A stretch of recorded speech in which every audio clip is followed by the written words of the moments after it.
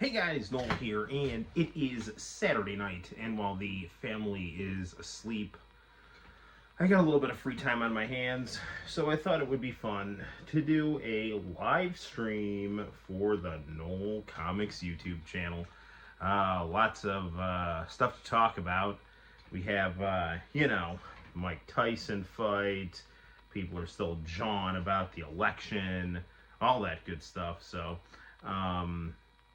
I don't know. I went to GameStop today, and GameStop, you might have heard, is starting to sell older video games. So I picked up NBA Jam Tournament Edition, International Channel. How are you, my good friend? Glad to have you on. Picked up NBA Jam Tournament Edition at GameStop today for the Sega Genesis. I also picked up the not-for-retail version of Sonic 1. Hey, Arrow! All right, the whole gang is here. That's good. We got the regulars. We got the notification working. Looks like it's going to be a quality live stream tonight. So, right on.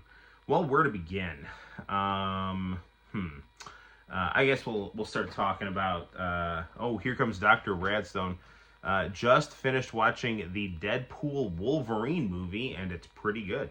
I need to watch that movie. I am a huge fan of Wolverine.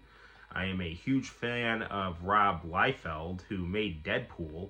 So, I would be totally down to check that out. And I'm also very happy that Wolverine is wearing his costume as nature intended. Right on.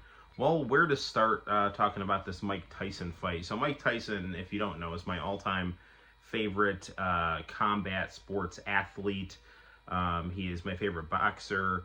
I like to train in boxing. I've been doing that since 2019, and I went in not knowing anything, and I've never really had a stable trainer. It's been kind of a revolving door of just different people. Well, I've also been studying jiu-jitsu, but I love boxing, and I'm actually working with a boxing coach now who actually knew Mike Tyson. Floyd Patterson actually kind of adopted this guy. So he was well familiar with the Catskill Boxing Club and all that good stuff. I love peekaboo boxing, and I love Mike Tyson. And so I'm also very much of the opinion that hey John, how you doing, man? I'm also very much of the opinion that we don't have enough national communal events anymore. Like when we used to have primetime TV and sitcoms, like Full House and stuff like that. I heard the fight was bad and disappointing. Well, I could see why some people would say that, but I think when you keep in mind that Mike Tyson is 58 yeyears old with a bad knee, it was not bad, actually. I have thoughts, and not that I'm some grand expert, but as somebody who boxes and studies peekaboo, I have thoughts about what I saw in the fight. I think the best part about the pay-per-view actually was a lot of people were watching it together. I could go on Facebook and everybody was kind of having a good time talking about the shared experience of watching the fight card. And we don't have that anymore as a country. The country has become very atomized because of the way entertainment media has developed. Really starting in the late 90s and early 2000s, everything tried to start copying HBO. You burned your middle finger cooking mac and cheese. Well, put some ice on that, brother. Run it under some cold water, and then once it's healed up, enjoy your mac and cheese. Right on. Blah, blah, blah, blah. So, but really, it's everything tried to be The Sopranos, and everyone was just this reality TV, started to reign, and it was just everyone was just a willful, self-centered nihilist, and that was considered, quality programming. And shocker, society started flying apart at the seams after a steady diet of that bullshit. So, there really wasn't a lot of shared experiences anymore. But, Super Bowls, those are shared experiences still. Every once in a while, it'll be like a big football game or something. But for the most part, nobody really is like a part of a communal, social, constructive, healthy, fun experience. Sometimes people will watch the presidential elections, but then, the last few years that's just turned into, hysterical meltdowns, usually coming from the Democrats. The Democrats are much more like, let's just melt down and freak out all the time. The Republicans bottled it up until January 6th, and that was complicated. Anyway, this Akame, how the hell are you? So anyway, back to this Tyson fight. So it was really fun just seeing everyone on Facebook complaining about the same things. Your dad stayed up and kept asking me to put up pirated footage and was disappointed by the end of the night. Dude, okay, so here's the deal. Netflix cannot handle, they don't have the infrastructure to handle live sporting events. They just don't have it. That thing was buffering like crazy. Santino stayed up for the whole thing with me. It was awesome. Because I remember watching Mike Tyson, when I was Santino's age, Well, actually, Mike Tyson, I think, was in jail when I was Santino's age. Anyway, but, I remember watching, always loving Mike Tyson when I was little, 5, 6, 7 years old. I remember watching him when he came out of prison. I've always loved Mike Tyson. And then when I got older, I started to study his form of boxing, and it's one of the most beautiful things ever. So I love being able to watch this with Santino, my son. But the buffering was insane. Multiple people I knew were complaining about it. The live feed from the pirated stream was smooth. That's awesome. Well, there it goes to show you the pirates know what they're doing. It was the fight would be going on, buffering, Although, and then the hilarious thing was so Mike Tyson's son is interviewing him backstage, and Mike Tyson's got one of those it's kind of like a cup. Sometimes boxers will have a belt that will kind of protect their lower organs. So Tyson was wearing one of those, but apparently without underwear. So he's getting interviewed from the torso up. So it just looks like he's totally normal. And then he walks away totally bare-assed in front of the camera, and I was like, what is going on here? And then Rosie Perez was one of the commentators, stereotypical hopped up Puerto Rican New York chick from the 80s and 90s. I mean, it was just this exercise in randomness. And I don't know if anyone's ever seen Aqua Teen Hunger Force, where there was the internet wizard and he would keep talking and it would buffer. I mean, if you were familiar with early 2000s internet and you watched the fight last night, it was pretty much like that. I mean, it was just buffering. And you kept having to kind of rewind it a little bit or exit out of it and then get back in it, and then you'd basically be fine. But so I don't know, it was kind of a shared fun annoyance that we all participated in, just having to deal with the nonsense of this, fight card constantly buffering and freezing up and then coming back on and then watching the fight, and then it was it'd be good, and then oh no, it's doing it again. So it was just kind of funny. The fights on the card in general were excellent fights. The girls' boxing match was really good. The girl who was the champ, I wasn't actually familiar with any of these fighters except for Tyson and Paul, but the champ, she has this style where she leads in with her head, and she kept headbutting the challenger, this Puerto Rican girl. She got her her eye was totally split open. Cold water is really helping me. Oh, anytime, man. I'm just like a school nurse. Put some ice on it and sit down. That's how they do it in the public school system.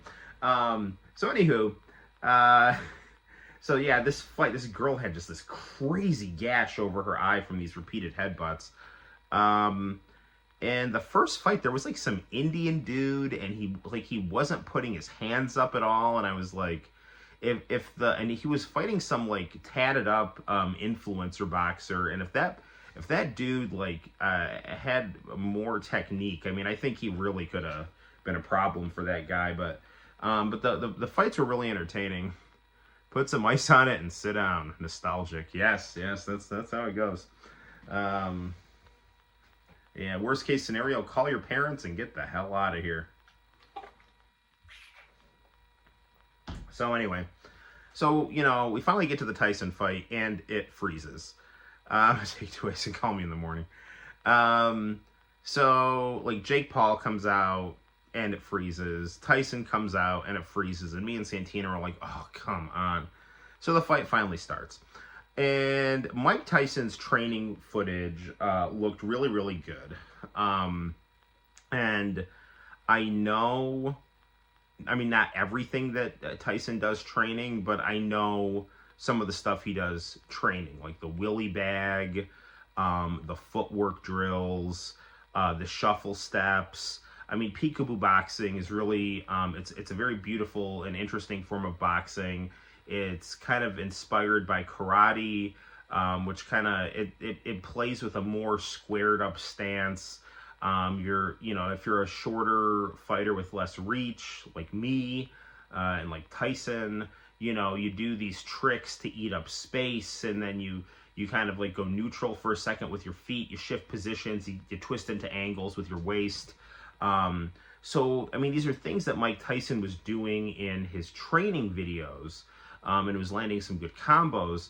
Now, the thing is, obviously, when you're training, with a coach holding pads, or you're hitting a punching bag, those things are working with you, right? They're not hitting back at you. So you don't have to worry about, getting hit when you're moving in on those things. Whereas obviously when you're fighting a fighter who's, across from you in the ring, if you're not careful moving in with those things, then you're going to get hit. And then the whole point of boxing is to hit and not get hit, right? And Tyson knows that better than anyone. So Tyson, like, he didn't look bad, but he definitely looked older than we've ever seen Mike Tyson, especially when contrasted to a guy in his 20s. Now, the big thing with Mike Tyson in that fight was his legs were not cooperating with him the way that I think they used to. And part of that was he did have a knee brace on. He wasn't making an excuse because of it. So, I mean, I'm not going to necessarily make an excuse because of it, but I'm going to tell you right now, Mike Tyson's head movement and his defense was impeccable.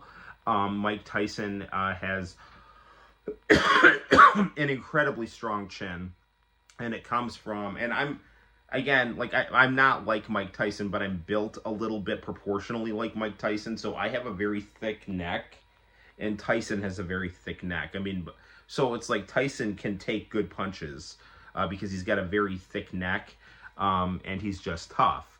And he's got very good head movement, and he knows how to position his counters, to kind of draw, slip, counter punch, But the thing is like with peekaboo, you have to kind of shuffle in, and what Tyson does normally when he fights is so peekaboo, your feet are kind of like this, right? You've got kind of a heel toe squared stance. This foot's kind of fanned out a little bit, but you're basically like this. This is like what you get like ideally when you're when you're like close and in range. What Tyson will do is like on the outside, he tilts his feet kind of like 45 degrees. So he's like angled a little bit. He's in the peekaboo stance, and he'll punch in. And when he punches in, that kind of makes the guy go back. He can punch in. He can like cut off the ring. Once he kind of gets in front of the guy, he squares his stance more, and he starts landing those willy bag combos. Like 5-6-5, 5-2, 4-1. Like, so it's like, and you condition your body on this number system to do these punches and bunches, you know, and move your head after you do things. You know, like if you watch YouTube, you can like watch Customato. You can listen to Customato audio training, which I do, and it's fantastic. And he'll like yell out these combos like 5-6-5, you know, 4-1, 3-2, you know, and it's just like, so you like you'll do these things, and it, like after each one, it's like move after you punch, move after you punch. So after you do every combo, you move after you punch, either slip your head or you twist, you know. And the thing is like Tyson's 58, so it's like he's doing part of it. But he can't, like, his legs were not working so that he could shuffle in and twist with his waist to get the angles that he needed to get in Jake Paul's blind spot. Because, like, the best that Mike Tyson does is, like, when Tyson's really on, he'll punch in at the, he'll tilt his feet 45 degrees. He's in a peekaboo stance, but he's punching in, squares up, lands his, you know, does his combos, you know, slips some punches, twists. And then that's a lot of time he'll do that. His you know, I guess it would be like a 6-4. It's like a hook to the body, uppercut to the chin. And so yeah, so that's what Tyson will do. But because his legs weren't working with him, probably because he's 58 with a bad knee, you know, he was a lot more tentative, and peekaboo doesn't work as well when it's tentative. Now, you can't be careless. You have to know what you're doing when you're punching in. You can't just like rush in like an idiot.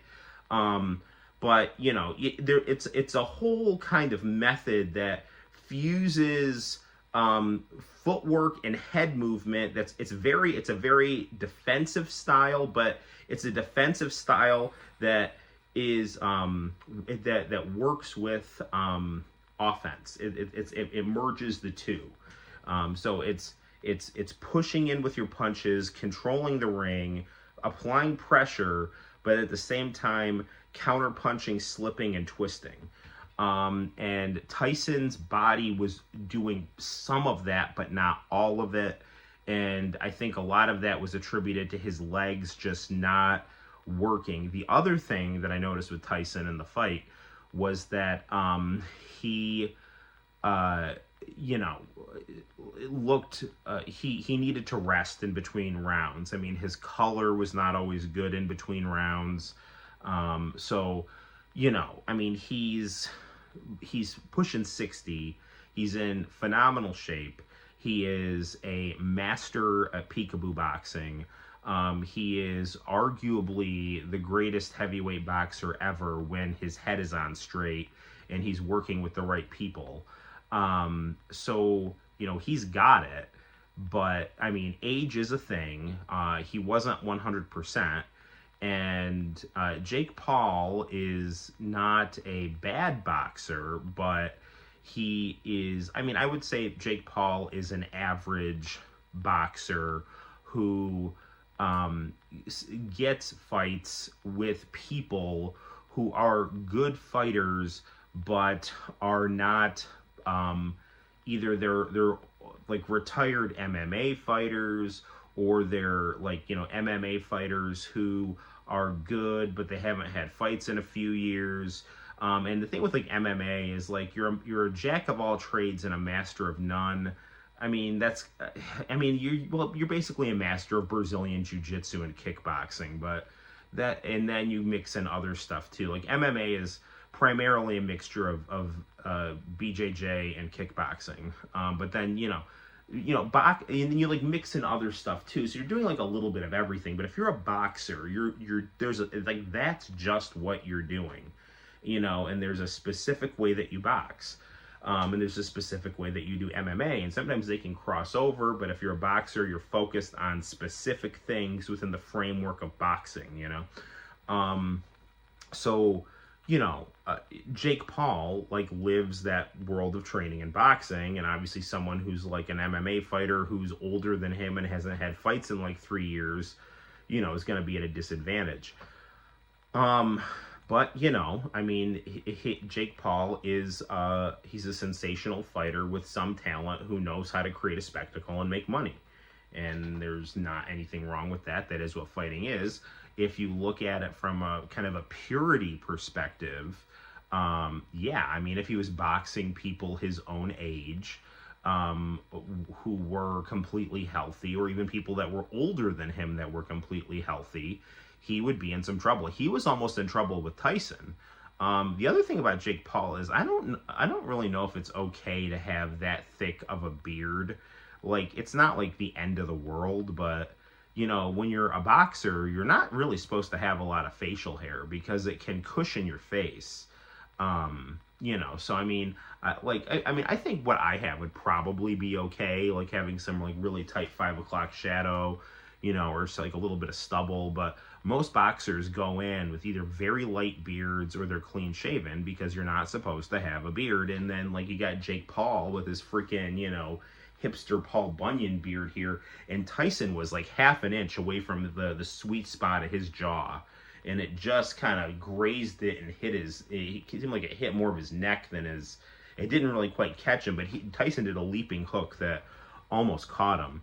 Yeah, so, you know, I mean, if you were looking for that fight to be, you know, Mike Tyson in his prime beating the shit out of, you know, this smug, you know, influencer who everyone just wants to see get his ass kicked, that was not what you got in the fight.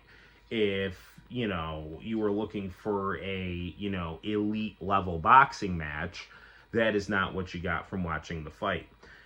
If you wanted to see Mike Tyson box, because you love Mike Tyson, and you wanted to see this kind of bizarre spectacle between two combat athletes, one a grandmaster pushing 60, and the other just this raw talent YouTuber who is taking a very unorthodox way to fighting celebrity, then it was an interesting fight to watch. Although, you know, you kind of, you wished for a little more in terms of Tyson's legs being able to work, which would have made the fight a little more competitive. I mean, there were people that were, some people will say that like, oh, Tyson held back, or oh, Jake Paul held back. I don't know, but from watching the fight, I think Jake Paul was respectful of Mike Tyson, both in terms of, you know, yes, he's older. You have a very well-headed perspective on this compared to what I've come across last night and today. Well, I don't know. I would have thought that facial hair would be annoying when you're fighting. And yeah, in a street fight, yeah, someone could grab on it for sure.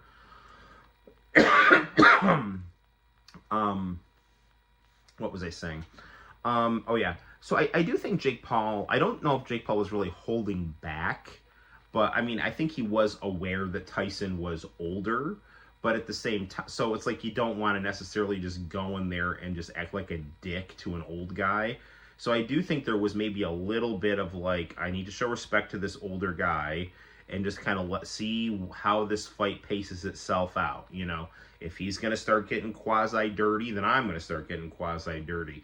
You know, but they both had a respect of each other. And I think Jake Paul was aware that if he got careless, he was going to get knocked out, because Tyson still has power, he still has speed, his legs aren't what they used to be, but like toward the end of the fight, Paul was kind of like, I think he was like looking for the knockout, and you know, I think it was Roy Jones on commentary saying he's got to be real careful about this, because you know, when you punch, after you punch, you can get hit. So if you're out there trying to knock Mike Tyson out, and Tyson's got really good head movement, so like say you throw a punch, Tyson weaves under it, and now he's like right in your crosshairs, and he just, you know, can like land a really good hook to your chin and then follow it up with an uppercut or something like that. I mean, you're in a lot of trouble and you've blown the fight. So and for Mike Tyson's part, I mean, he, I think, understood that he had to be careful because Jake Paul is just a big, strong guy. He's got supposedly that like big overhand hook that he always does. But with Tyson's head movement, that was not going to be a problem for him, because Tyson still knows how to move his head. And, you know, if you just see a big sloppy hook coming your way and you're a peekaboo boxer, I mean, just like duck down, get out of the way, and then you can, like, you know, move your head and, you know, punch, or like duck down and twist, you know. So Tyson knows how to do all that stuff. Even if his legs and his hips aren't working the way they used to, his head is still he knows how to get his head out of the way of things. Tyson's head movement in that fight was really, really good. So yeah, I mean, so it was an interesting fight to watch. And I do think, to Jake Paul's credit, I mean, everyone at the start of the fight was like, Mike Tyson's gonna beat the shit out of you, you know, finally someone's gonna beat the shit out of this guy. And then, like, when the fight was over and he won, it was like, whoa, you just beat an old guy, who cares, you know? And it's like, I mean, whatever, man, you know, like, I mean, I do think that I would love to be able to have the privilege of getting in the ring with Mike Tyson, you know, however, yeah, I mean, you're getting in the ring with someone much older than you, and if you're someone like Jake Paul, who's working, who, you know, has the, you know, free time to spend just living boxing and training boxing with high quality trainers, you know, and you're in your physical prime fighting someone who's not in their physical prime, you know. Now that said, you know, you take a look at George Foreman. George Foreman was much older than a lot of the people he faced, and he won the heavyweight belt in the 90s. Now, Foreman's got a much different style than Tyson. Far too many people outright expected Tyson to beat the hell out of the guy. Well, and the thing is, if you looked at their training videos, Tyson looked much better in his training videos. Tyson was doing his shuffle steps. He was hitting those hooks, you know. There's different like footwork drills with peekaboo boxing where you almost kind of like lunge into angles off of punch, you know. So it's like you kind of like shuffle step in, set your feet, hop to the side, twist, you know. And Tyson was doing those things in his training videos. Now those videos were obviously, you know, shorter videos that, you know, make you look good. But the thing is, if you look at Jake Paul's training videos, I mean, he was just like, it's not like he was doing nothing, but he looked kind of lethargic, you know, whereas Tyson looked much sharper in his training videos. So some people have speculated that the fight was, you know, scripted or, you know, fixed, you know, so that, you know, Tyson would be kind of like Rocky and Rocky Balboa, the older fighter who went the distance. And in the end, isn't that all that matters for the old guy who's, you know, still got, you know, he's still got it, but he doesn't have all of it, you know? You know, and Jake Paul can say like, hey, I beat Mike Tyson. So, I mean, it was definitely a win-win for both people. And the fights on the undercard were all these very highly competitive, bloody boxing matches, you know, so... I had a lot of fun watching it. That's what I was talking about with my dad, you know. What were you talking about with your dad? Let me know. But yeah, so I mean, I had a lot of fun watching it. I loved watching it with Santino. I think Mike Tyson has nothing to be ashamed of. Selfishly speaking, I'd love to watch him fight again. But I think... if fighting at 60 years old, I mean, I don't know, man. I think, he got Francis Ngannou to almost beat Tyson Fury, Mike Tyson. So Mike Tyson, definitely, I could see him kind of evolving into a Kevin Rooney or a Cus D'Amato, you know, training peekaboo fighters, you know. Tyson is a very smart, philosophical guy, which is, you know, interesting because, you know, he has this reputation of being this unhinged thug because he allowed himself to slip into that persona after he abandoned the Catskill trainers, you know, when he got kind of drunk on celebrity and cocaine and women and Don King and all this bullshit. And, you know, Cus D'Amato, his trainer, said, you know, the only person that's going to beat you is yourself. And that's what happened to him.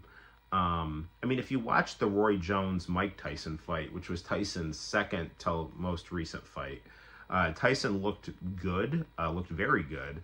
And he clearly won that fight, even though, I mean, the fight was called a draw because it was an exhibition fight, and, you know, they wanted both fighters to, you know, look good. But Tyson clearly won that fight, and Tyson looked pretty good. The movie where Rocky's old but goes back to have a match with whoever the guy was. Yeah, Mason the Line Dixon, you know. Yeah, it was basically, that was kind of the plot. You know, Tyson went the distance. The young guy still won, but at the end of the day, who really cares? Because the old guy went the distance, you know. And so if Tyson never fights in the ring again, you know, it'll be, I mean, he can always hang his hat on that and know that he's, you know. Hey, Bryant, how you doing, brother? I was just talking about the Tyson fight, so. Yeah, so anyway, but I had a lot of fun watching it with Santino, and it was a privilege to get to watch Santino watch Mike Tyson. And I felt the same way about Santino watching Sting, you know, like these people that I watched growing up, that I looked up to growing up, to be able to have my son, you know, see those people and appreciate those people. You know, it's awesome, you know. And I mean, it's like Santino and I will watch old Monday Nitros together, but it's really cool when you get to see these people like live, you know. Tyson should have bitten Paul's ear. He could have. He was right there in that clinch. Tyson only bites people when he's getting headbutted, which coincidentally there was a lot of headbutting in that women's boxing match, so.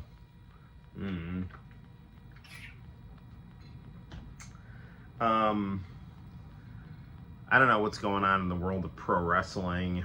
I watched AEW tonight. It was good as always. Something about, it's been popping up on my news feed, all these idiot wrestling, smart mark kind of podcast people. You know, these people are all like vipers. They all like turn on each other, and they're just all just toxic assholes.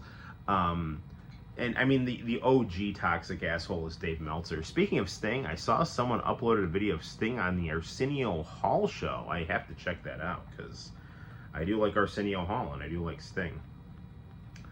I enjoyed like that brief period in, like, what was it, like 2010 or 2011 or 2012 or something, where like Arsenio Hall came out of retirement, and yeah, that was fun. And he had his show again for a minute. The only thing I didn't like about Arsenio Hall was he was a dick to Vanilla Ice. Like, who the hell are you to call people like authentic or inauthentic? You know, like, whatever. But that was like the worst part about the 90s, was this like corporate fixation with authenticity. You know, it's like I mean, I don't want to get into this whole thing, but like, if you're trying to be authentic and you're turning authenticity into a commodity, and you're saying, look at me, I'm authentic, you're not being authentic, okay? You've turned authenticity into something inauthentic. So you can shut the hell up, you know? And Vanilla Ice is a good rapper. I don't care what anyone says. I enjoy his music.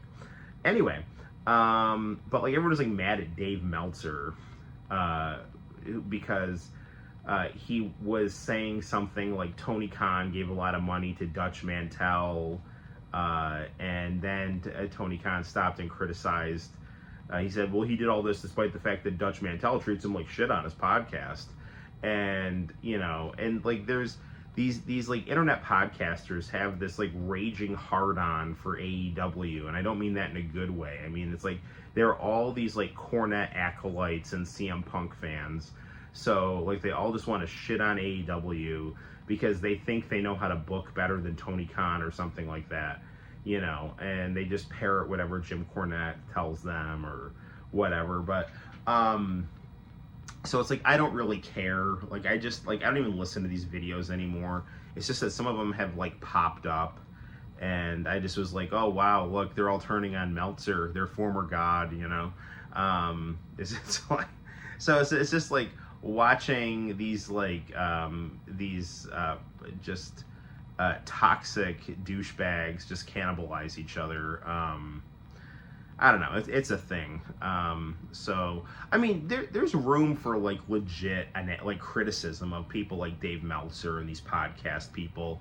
I mean, because the big thing about Dave Meltzer, if you really want to talk about it, is that he's a gossip columnist with an ego that thinks highly of himself.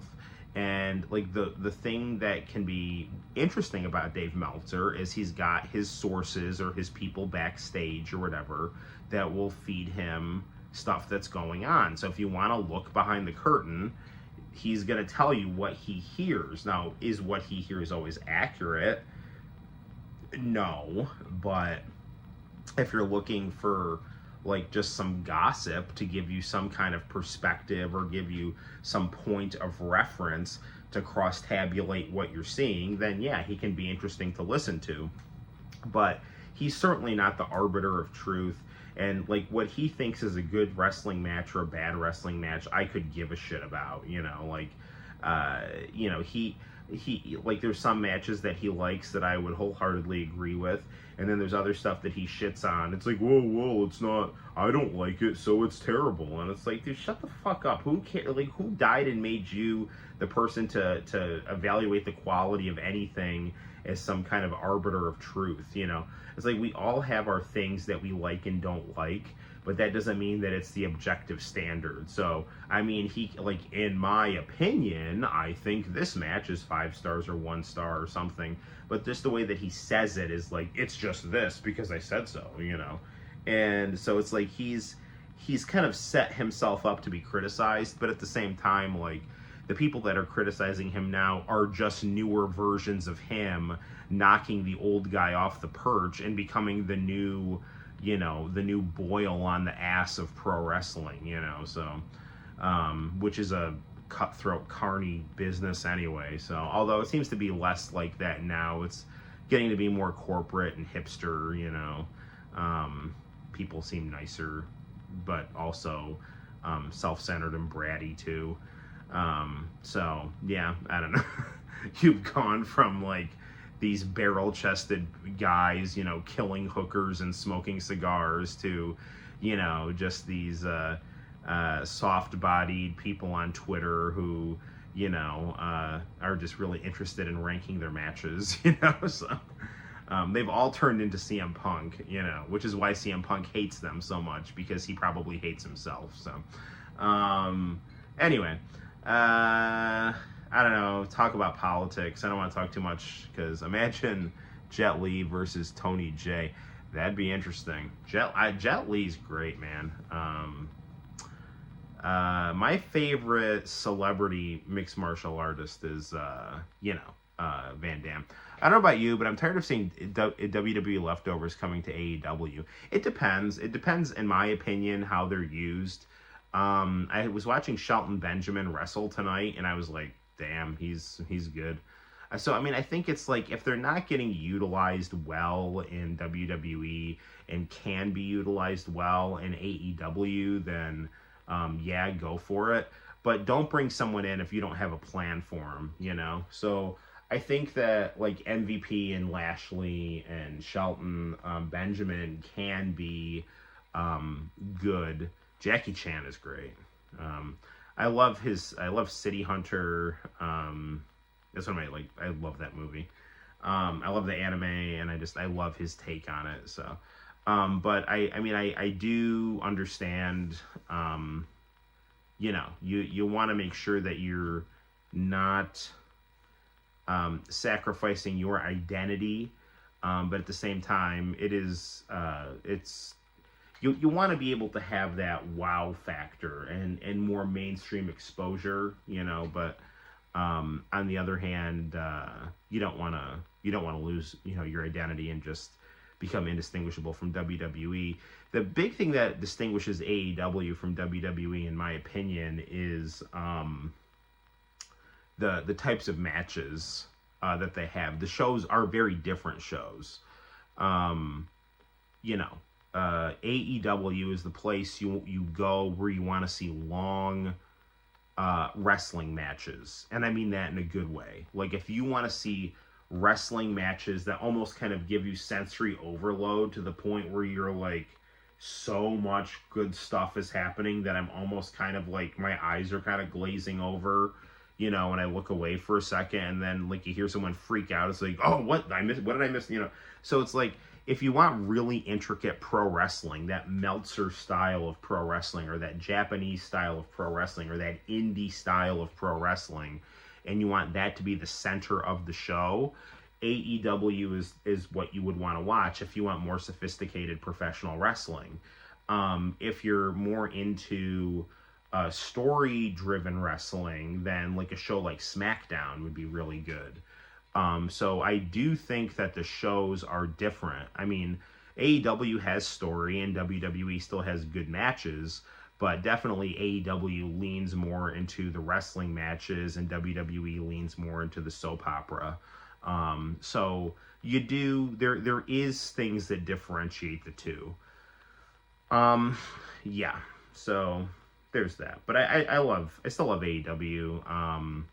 You know, it's what Santino and I love to watch the most, and I do definitely think SmackDown's got some really good stories, though. So I enjoy watching SmackDown, and I enjoy watching Dynamite and Collision. Those are the things that I watch. I would like it if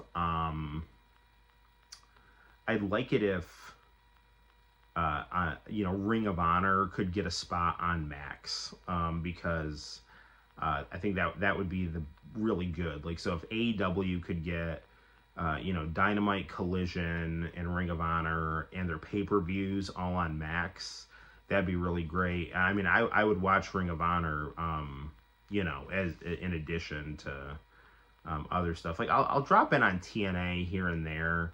I was really back into TNA for a little bit, but it's almost just kind of like, now that it's like all these WWE fans are like all, you know, freaking out about, like, you know, Joe Hendry on NXT or something like that. It's just like, I don't give a shit, you know, like, I like the thing about TNA that, you know, I kind of like was getting annoyed with when I would like watch the streams and things like that. It's like, I watched TNA from like the NWA pay-per-views through the Broken Matt Hardy era, and TNA was my favorite wrestling company. And I look at it now, and it's just like a shell of its former self. And I'm just tired of people acting like, you know, Moose and Joe Hendry are these like, you know, crazy awesome people, because they're not. You know, I mean, maybe they will be or whatever, and they're good for, you know, like TNA and things like that. And I mean, and who am I to you know, shit on someone? But they're just not my cup of tea. I think they're cool in their own ways, but like, I'm not freaking out about them. Like, oh my god, this is like, it's like I'm watching Great Muta here. You know, it's like I'm not. You know, so. But yeah, I don't know. It is what it is. I don't really feel like ranting about politics. The only thing that I can say is that I like a good chunk of Trump's cabinet picks. I don't like Marco Rubio. I think that there is maybe something to say about keeping your enemies close. You know, keep your friends close and your enemies closer.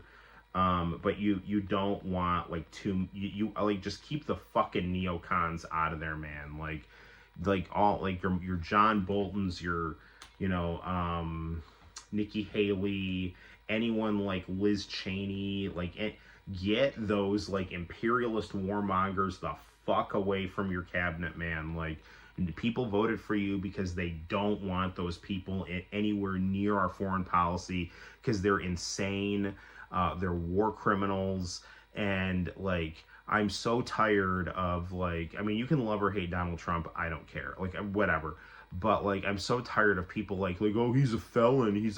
It's like, dude, like like Barack Obama like refused to prosecute Dick Cheney and George W. Bush for invading Iraq and torturing people, and you're throwing a hissy fit because Trump didn't file his hush money papers the right way. Get the fuck out of here, man. Like, just stop. And you bring that stuff up right before the election so he can't run for office. You know, hit the bricks, dude. You know, I used to watch pay-per-views, sneak previews as a kid back in the days when ECW existed. I used to watch ECW on Empire Sports. So anywho, we're just real quick back to politics, because I don't want to be like divisive or anything like that. But Tulsi Gabbard's an awesome pick. Bobby Kennedy, I think, is a good pick.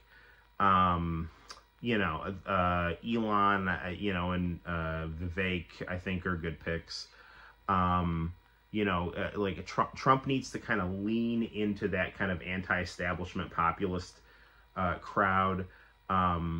That's what people voted on. Those are the people that aren't going to stab him in the back. It's like these kind of like more anti-interventionist, quasi-anti-establishment people that, really excite this kind of multi-racial, down-to-earth, working-class base that got him into power. Like, those are the people you want. You don't want these... I understand you got to cut deals. If you're going to negotiate, you have to have some kind of strong arm people in there to show that you mean business and stuff like that. But just make sure that, you're the one in charge, and the people who actually care about you, and not the people that are working you, because, you're naive and you have money. Like, Donald Trump is someone who is in pro wrestling, so he should understand the idea of being a mark, getting worked, and getting flattered by ego and things like that. So, Matt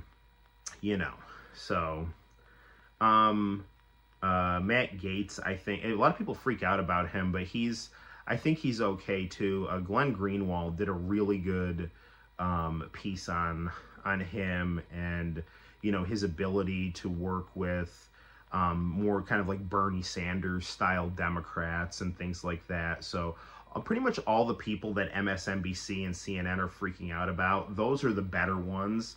And the people that they're saying are good, those are the ones that are establishment douchebags. So that's kind of my take on things. And then like the other thing too is like, I've heard people, and there's like all these excuses about why Kamala lost. I'll tell you why Kamala lost, in my opinion. Okay, like if you're running on neoconservative imperialism and abortion, those are the two darkest things you can imagine. And if the other guy has got this pro wrestling crowd audience, and he's like, hey, remember when I was in office and shit wasn't crazy expensive when we didn't have new wars? And then you like cross-reference that to like Liz Cheney and celebrating abortion, and it's like, what are we doing here, there are some people that said like, oh, well, if Kamala was just in there longer, she would have won. It's like, no. They did everything they could to sneak her in. I think she was a bad candidate. No offense if you liked her. She was bad at every job she ever did. She was bad at talking because she was inauthentic and didn't have any original ideas. She was just trying to say things to get elected, so it came out incoherent. And the longer she was around, the more she exposed herself. So when she had that like bump, like early on, it was because people were getting exposed to her for the first time. And the more people got to know her, the less they liked her. So this whole idea that like, oh, well, if she just ran the whole race, she would have won. It's like, no, she would have gotten beaten worse, So, if the Democrats really wanted to beat Donald Trump, they wouldn't have driven Tulsi Gabbard and Bobby Kennedy out of the party. Those were the people to beat Donald Trump, Bernie Sanders, he was the one, like people like Bernie, Tulsi, RFK, like those were the people that kind of had their finger on the pulse of the alienated working class. And the Democratic Party said, obey or leave. And so Bernie bent the knee and the other two left. So that's what you got. So, but I respect everyone's opinion politically. I think people who voted for Trump, and from what I've seen, this has been more or less the case, at least for the people that I know, which is, I hang out with more evangelical Christians and, pot-smoking jiu-jitsu guys. They're all pretty chill, and no one is like, pissing on people like or anything like that. It's just, be gracious in victory. If someone's freaking out, don't make fun of them. Just, if someone's dangerously freaking out, say this is not healthy, But, be kind and gracious in victory, and, be a good example. And I think one thing that Trump said during his acceptance speech, which was good, it's like, If we're all successful together, that will unite us, you know. So that, I think, is a good attitude to have. So but yeah, I mean, you can always find like things online about people freaking out and going crazy, and just don't feed into it, and just try to be a healthy, helpful person that is the best version of your point of view, regardless of what your point of view is, if you're a Republican or a Democrat. So, wow, we've had a really long discussion portion of the live stream here. So, yeah, I don't know. Well, why don't we get down to playing some NBA Jam? You know, which you know, is the tournament edition for the Sega Genesis. So let's check that out right now. I'll move my chair right here, and we can clearly see the beautiful professional video monitor here. Where do I get my news from? I like Glenn Greenwald. He's very good. He has a YouTube channel. Glenn Greenwald was he was a left-wing reporter who actually exposed a lot of the bullshit of the Bush administration. And then, you know, as the Bush administration kind of moved into the Democratic Party and the Republican Party became more, or, you know, kind of like the MAGA part of the Republican Party became more, you know, kind of fused with populist elements of the anti-establishment left, he kind of became, you know, more sympathetic, or at least more nuanced with what that side was doing, as opposed to just blindly vilifying it. So I think Glenn Greenwald is very good. I think Jimmy Dore can be pretty good. So like those two, the Gray Zone can be good. You know, if you're looking for just like straight up counterpoint to Dave Smith is someone who can be also very good too. He's a libertarian, kind of a comedian. So like those guys are pretty good. I mean, if you're looking for just kind of like a straight conservative counterpunch to like liberal talking points, which, I mean, she's kind of a partisan person, but Megyn Kelly can be okay sometimes, but you got to take what she said. You got to take what everyone says with a grain of salt, but her especially, because she is a political creature, and so she is kind of playing the game. But, you know, she is in the podcast sphere, and so she does have more freedom to kind of speak her mind. So maybe it's because of my race car driver, but my mind went to Roche Fenway Kelowski when I said RFK. Interesting. It feels I'm still ignorant of everything, since I find everything has some kind of crazy bias. Everything does have crazy bias, and the thing that you have to do is you just have to like kind of just be aware of what everyone is saying, and when you're kind of cross-referencing things, what is coming off as making the most sense, you know, and are the people, are certain people contradicting themselves, or are they leaving out huge swaths of context that are going unanswered? You know, like that's a big thing that I find corporate media does. Like corporate media will have a narrative, and then all these people on YouTube will say, but what about this? And they'll present evidence for what this is, and that will just be ignored or dismissed as crazy without any evidence, you know. And sometimes the evidence that the people on YouTube are presenting is the stuff that are just the contradictions of the corporate media, you know, and the corporate media doesn't even remedy that because they're just wrong, you know. So and then, you know, you just kind of find, I mean, you got to try to be like self-aware of your own biases, and understand that sometimes it's going to be uncomfortable to listen to things, because everyone wants to, you know, everyone wants to just kind of relax, and it's like, well, what's someone reliable that I can turn to for information that can help me at least get a starting point for understanding something. But even when you're doing that, you have to be try to be like aware of what the other side is kind of saying, so that you don't get too pulled into one direction, so that you just have these blinders on. Because I know people like that, and it's like they'll send me these articles from like MSNBC and shit, and I'm like, this is like this, like it's like this whole article is written on the pretext that you think Donald Trump is a dictator. So it's got all these like assumptions that's telling people who have already made their mind up what they want to hear, and then they're just cherry picking things to say, oh look, see, you know, and then people act like that's some kind of like gotcha evidence, you know. Yeah, it is insane. But you know what's not insane? NBA Jam Tournament Edition. Let's play that right now. Bum, bum, bum, bum, bum.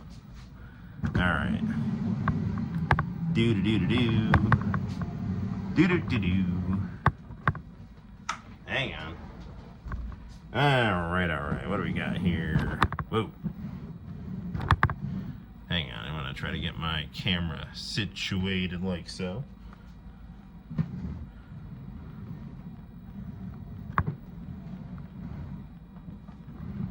I have like the actual Sega Genesis, kind of like, I want it more here. This will do. Okay, I think that's good. All right, that'll work. Did my previous message not go through? I don't know what your previous message was. Probably.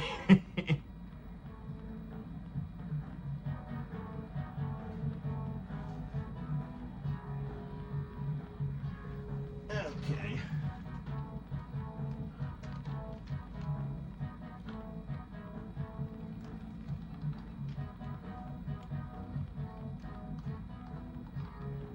Extra easy. Fast timer.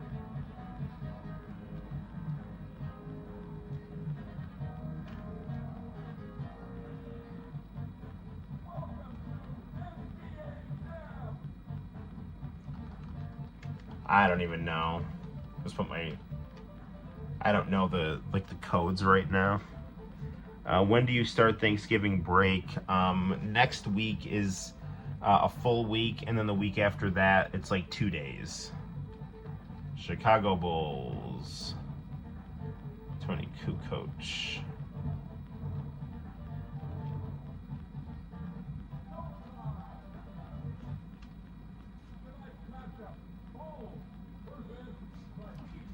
I guess I'm trying to say that those extremes can be it's censoring. Hang on a second. I'm sorry, I can't look at the screen while I'm playing NBA Jam.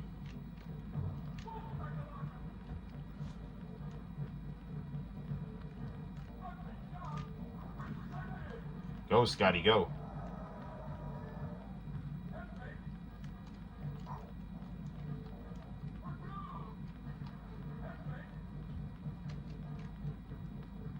See if I can jam it here.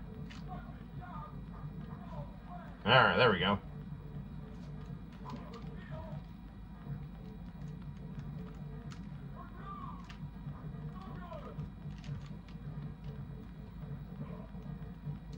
I always find that the Genesis version of this game plays the best.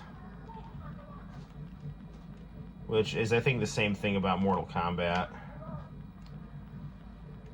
I don't know, something about Genesis, NBA Jam, and Mortal Kombat, it just flows, you know? Even though, like, the arcade version has, like, the really cool, like, big heads and stuff. Oh, come on.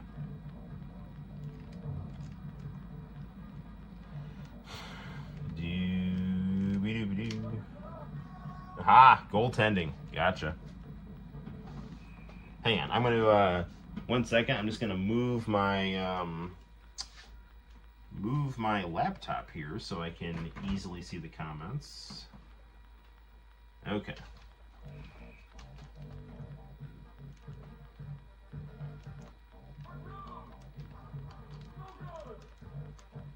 Let's try to get my turbo meter up here.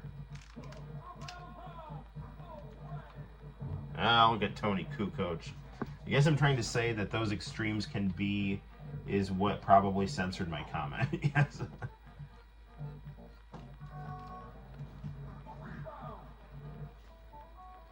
Yes, international channel. I have to get your, I gotta send your stuff, man.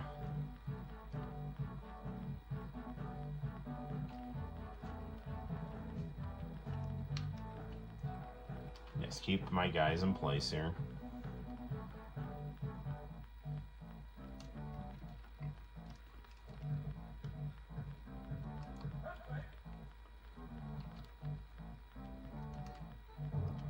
Is the viewing angle of the monitor good for you guys?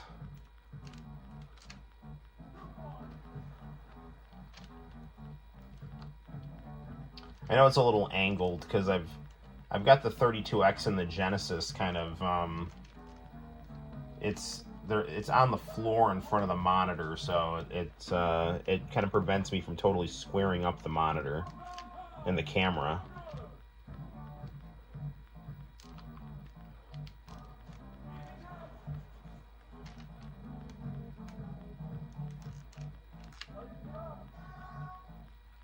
It's good. Okay.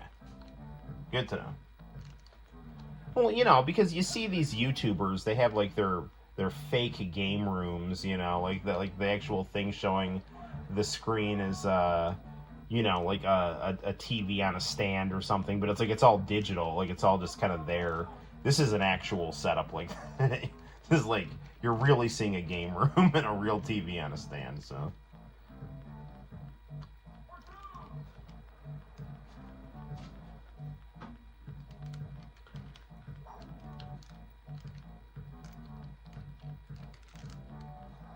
That's the spirit.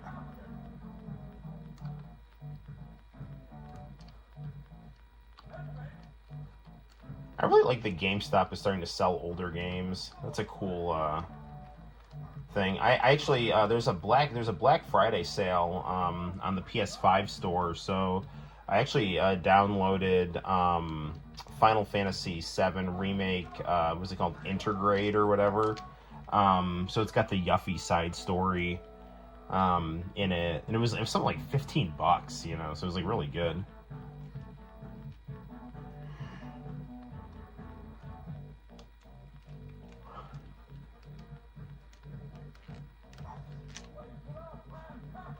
I like how the original NBA Jam had those kind of like full motion video. Oh, what?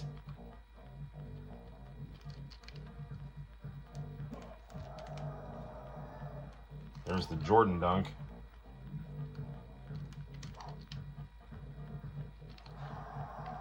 This is being played on the Sega Genesis 32X, which will bring the best out of your Genesis games.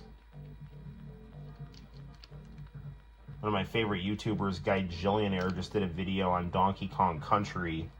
I commented in the section that I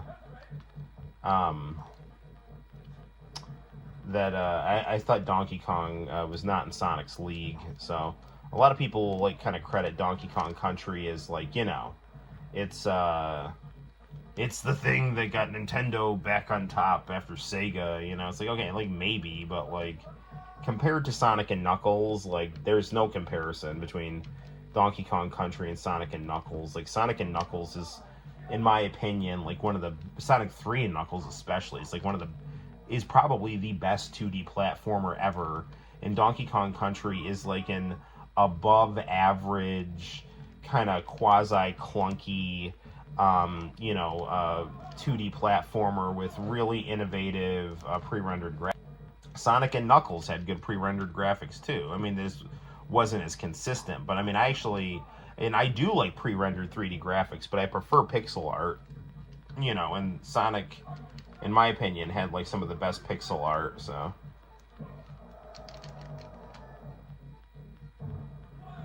There we go. He's not going to get it off in time. You take time to research the current market value of your game collection. I have Mega Man 8 on the Sega Saturn. It's a little scratched on the back, which makes the opening movie skip. But I have one of the most expensive Sega Saturn games. I don't have the instruction manual for it, but I actually laminated the back cover and have the laminated back cover of Mega Man 8 hanging in my game room. That's probably my most expensive game, I guess. Like, I don't know. It's got a Blockbuster sticker on the CD, so I don't know if that's better or worse for its retail value, but I don't know. Like, I love my game collection, and I'm not selling anything, so I'm just not into selling, you know. I just, you know, and Santino loves it too, and you know, it's my happy space, you know. I actually just bought a karaoke machine at this place called Cortland Reuse, because karaoke machines are actually really good speakers for, because they have, like, you know, auxiliary and RCA cables in the back, or like jacks in the back that you can just hook things to. So I hooked my iMac up to this karaoke machine that's got like there's these like strobing disco lights. So it's kind of like you know, I don't know if you ever remember when like Bart like had a credit card and he just bought all this shit for his room. It kind of reminds me of like one of the things he had in his room, you know, or like the ultimate gaming rig from Wang, which we all know and love, you know. I looked up on eBay and I saw someone selling Mega Man 8 disc for $400. Yeah. And I got that for free too. I don't have the manual though, but I like I said, I have the back cover laminated. I took the back cover to like Staples and got it laminated. Just because I would do that sometimes to, you know, just, I don't know, like I have like just, I thought it would be cool to hang up, but I didn't want to just like put holes in it, so I laminated it. I won. All right, that's good. That's a water damaged NBA, and a water damaged disc is 400. This is not water damage. The back of it's a little scuffed up, but that can be repaired. It plays okay. I mean, we could play it now if you really want.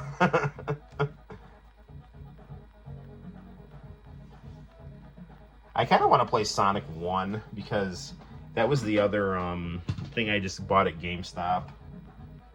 55 people are showing interest in it. Hang on a second.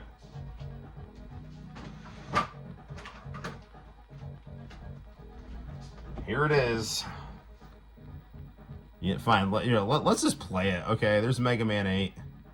Enjoy the game. Here's the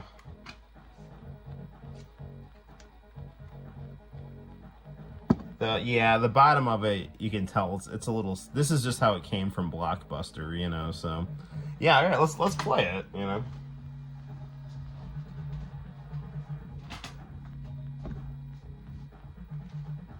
It's not water damaged, I can tell you that much.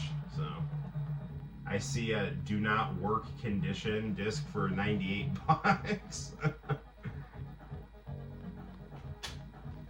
Imagine if I ended up getting Magical Knight Ray Earth, the final Sega Saturn game in the United States. I have a bootleg copy of Final Fight Revenge. It's not the real one, so. But this is an authentic Mega Man 8. Okay, swap the SCART cables.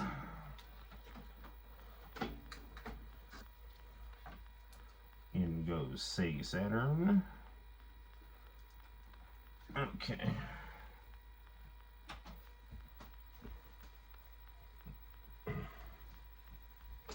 It's not 1994 now, but who knows what tomorrow will bring.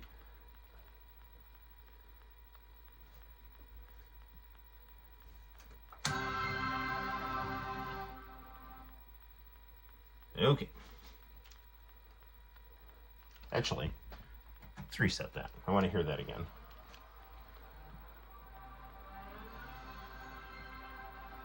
Oh, I love the Sega Saturn boot screen, whether it's in Japanese or American. Although I think I like the Japanese one a little better.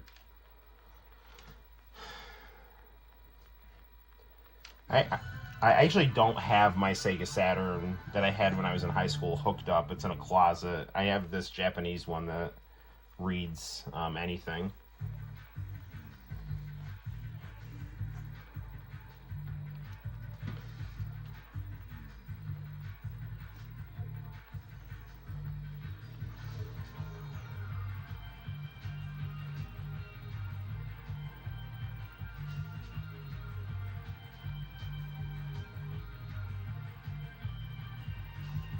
Man, I love this animation.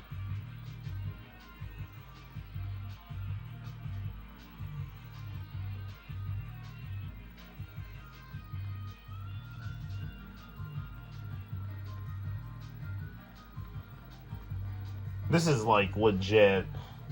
This is like how I want anime to look, you know. I love this, just this cell shaded, hand drawn stuff, you know. I love like the little 80s undernose, you know, kind of.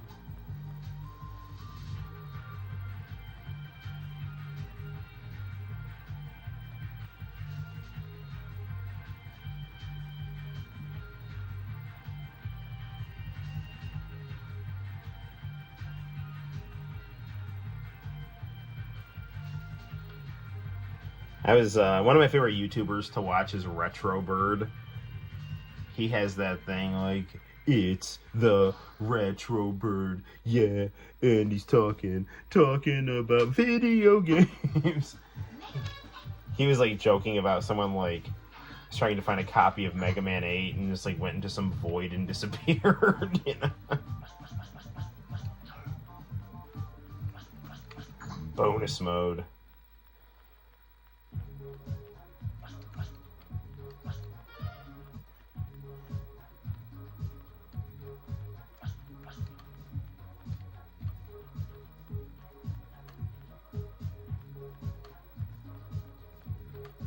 Look at all this cool artwork. Only on the Sega Saturn version.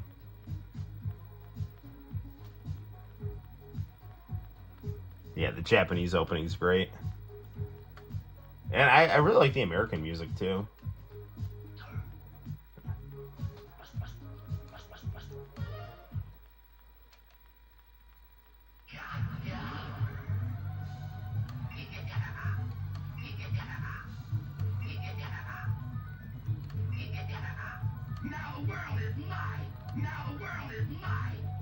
Alright, very good, very good.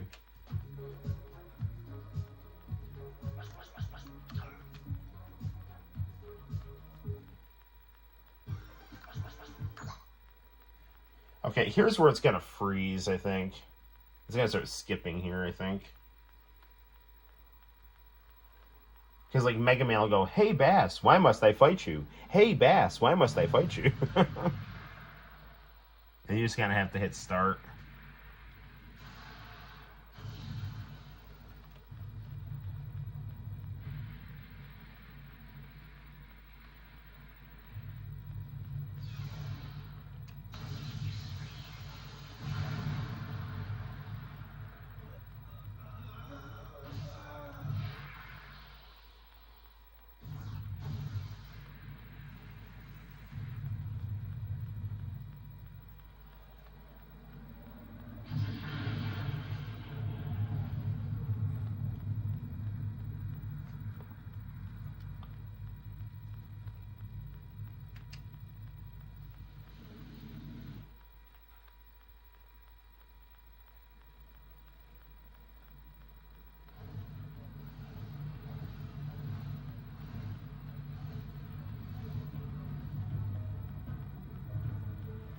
Man, Sega Saturn was so good. I'm really glad, like, I had it from, like, when it first came out.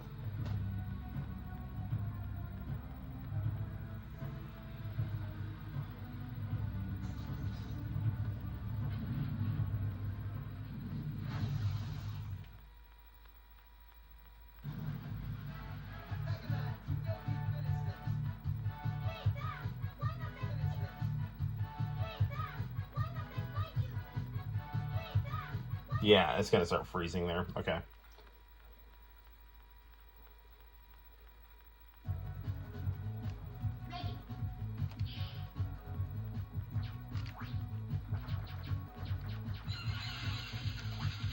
And, like, Sega Saturn looks good for, like, 3D games, too. Like, but, I mean, this game is so beautiful to look at.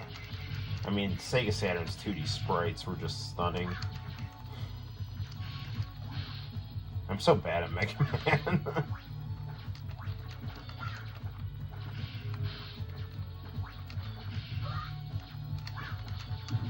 It doesn't help that I'm still getting acquainted with what's jump and what's fire here. John, what's your question?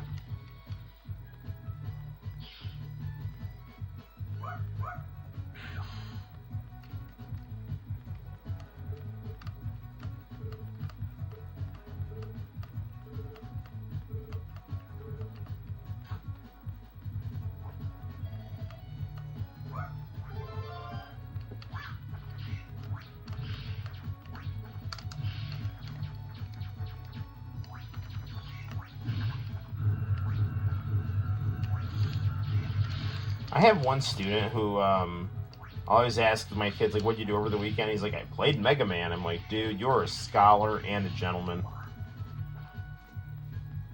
My question is completely off topic. Well, everything I do is off topic, John, so that's fine.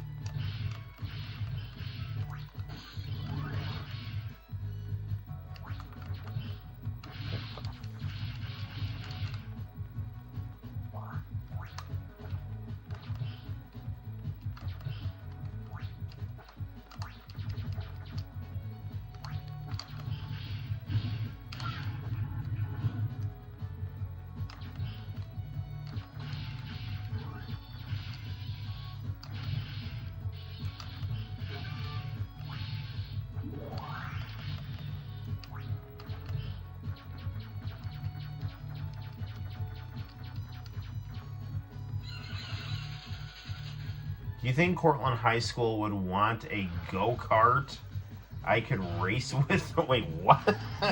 I have no idea. I mean, listen, man. Everybody wants a go-kart. So, wait, actually, let me read that again. Hang on. Do you think Cortland High School would want to make a go-kart I could race with in the Carrier Dome? I really don't know. Whoa.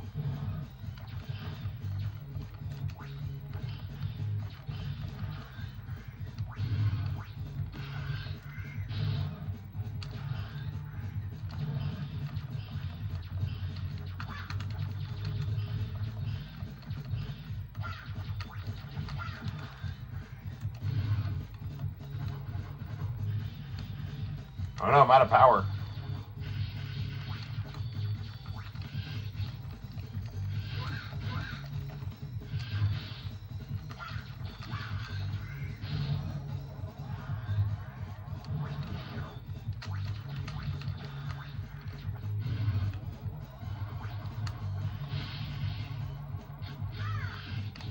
That's not good.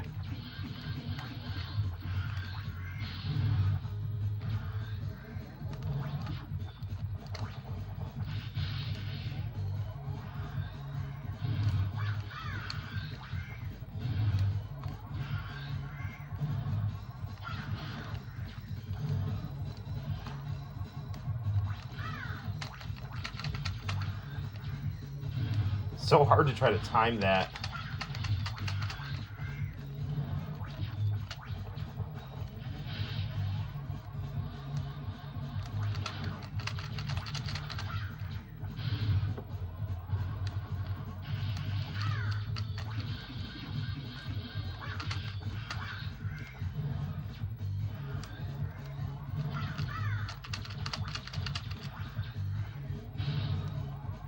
I'm gonna die. Maybe not.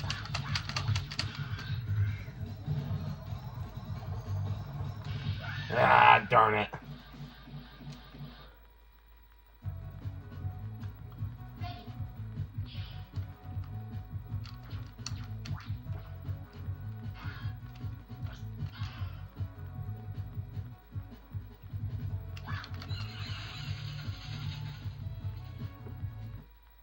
Alright, let's try this again.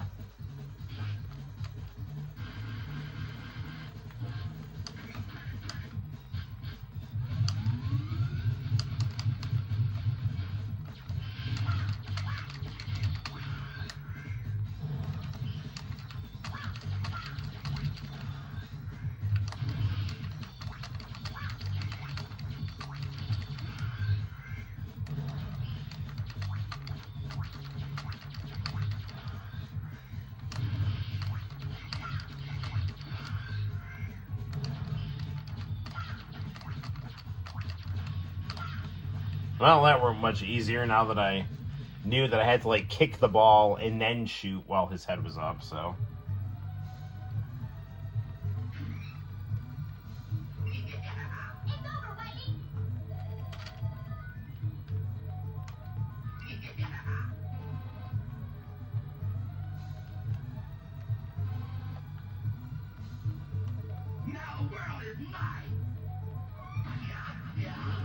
I guess it could be a math project. Do you think it's worth asking? I mean, you can always ask. I have no idea.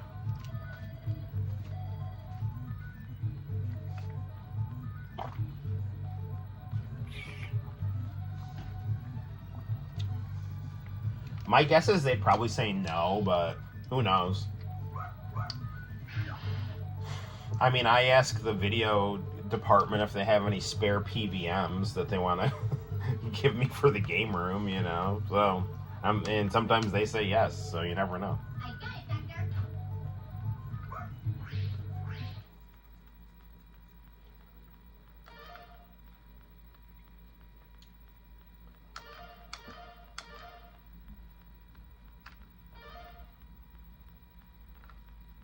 Alright, Mega Man 8, coming along.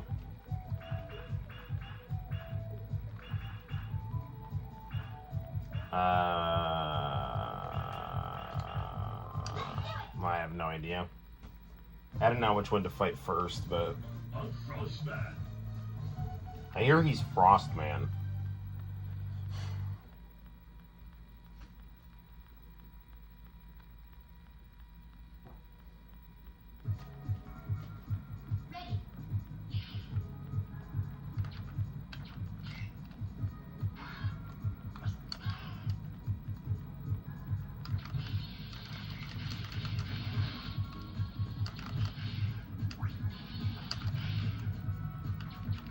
This game has got really nice music, too.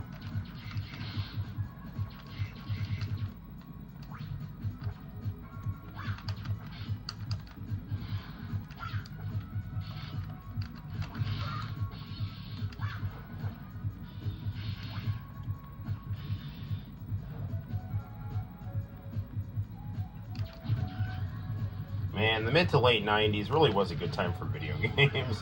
And I'm not just saying that because that's when I was a teenager and I loved that time. So.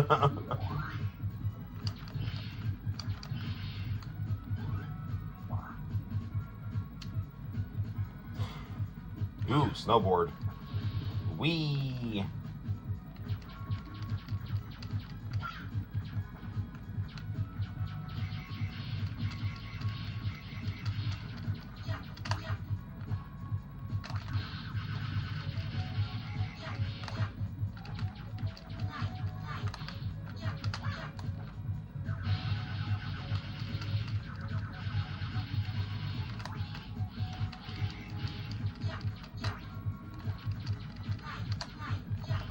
God darn it, I forgot which one to slide.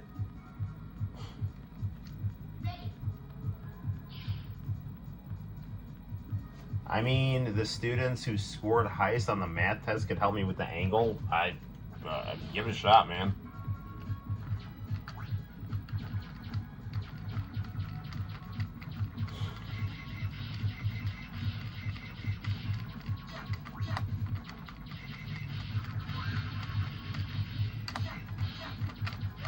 Dude. Game over. Well, that's enough of Mega Man 8 for now. Let's be very gentle with this here, because, you know, it's highly sought after. So,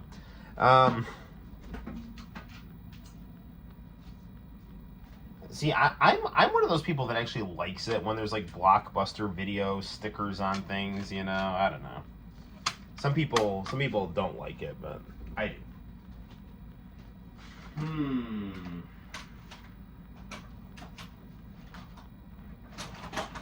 We have the Sega Saturn hooked up. I mean, we could always play some more Sega Saturn games. Yes, someone that wasn't even alive during the time period. It was a time of innovation. Yeah. Doobie-doo. What to play? You know, we could play. This is, I always loved this game, and my mom got it for me. It's Williams Arcade Greatest Hits, and it was a bunch of early 80s games, and one of my favorite things to do on it was just listen to the people at Williams talking about their just making these video games, you know, and then playing them and, you know, not being good at them, so...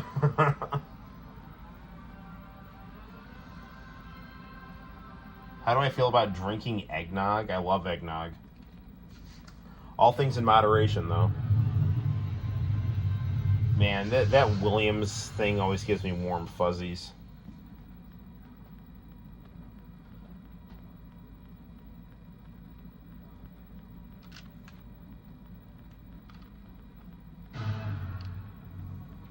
Digital Eclipse.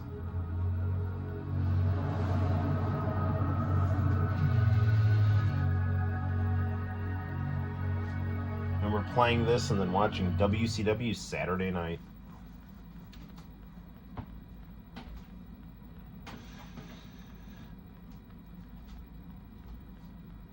Yes, nothing beats eggnog. I love that, Simpsons. 'Tis the season, Marge. Just drink all the eggnog before the government takes it away. So, all right. So let's listen to the history of Defender. The most amazing project was a Defender project because that was, we were the #2 pinball company at the time. We were I'm pretty sure that's Sindel. I'm pretty sure that's like a Mortal Kombat 3 cabinet behind him. We had a bunch of people. They were put in a separate facility over on Belvedere Avenue. And this group, you know, everybody had one goal, and that was in a pretty short time frame to do whatever it took to make a really hot video game. And just the way things were accomplished by that group. And I'm so bad at Defender. I like it, but I'm not good at it. It's just amazing. I've never seen it equal. And you know, now I've got a management role, and I would love to take and bottle whatever the ingredients were to try and create a situation like that again. And it was just, it's the best situation I've ever seen or been in. Management came out. This was about Eugene Jervis is awesome. Management came down and goes, man, this game is a pile of shit. I mean, this game is so stupid. I mean, what are these people on here? I mean, where are you going? You know? I was like, you know, they were saying, okay, you gotta get rid of these stupid astronauts out of there, you know, and get some game going here, you know, because you are really blowing it. But it's pretty crazy because the night, this was insane actually. At the time, for our development system, we used this thing called a Motorola Exerciser, which was this huge, probably the most bloated, overpriced computer ever created.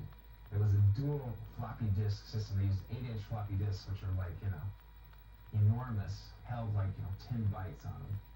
And you had this $20,000 box that, I mean, would only work for like 3 or 4 days at a time before it failed. Something failed, you know, it was horrendous. So it got to the point late in the project where it was taking like, whenever I'm like making comic books or anything like that, I think of these interviews and I relate to these guys. Assembly that actually made it were so low that the last week of the project, we just essentially just object code patches. We left the computer on.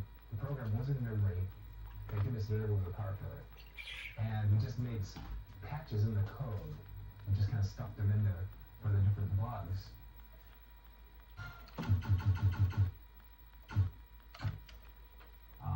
And then it was like 4 a.m. and it was like, okay, we gotta burn the ROMs for the show.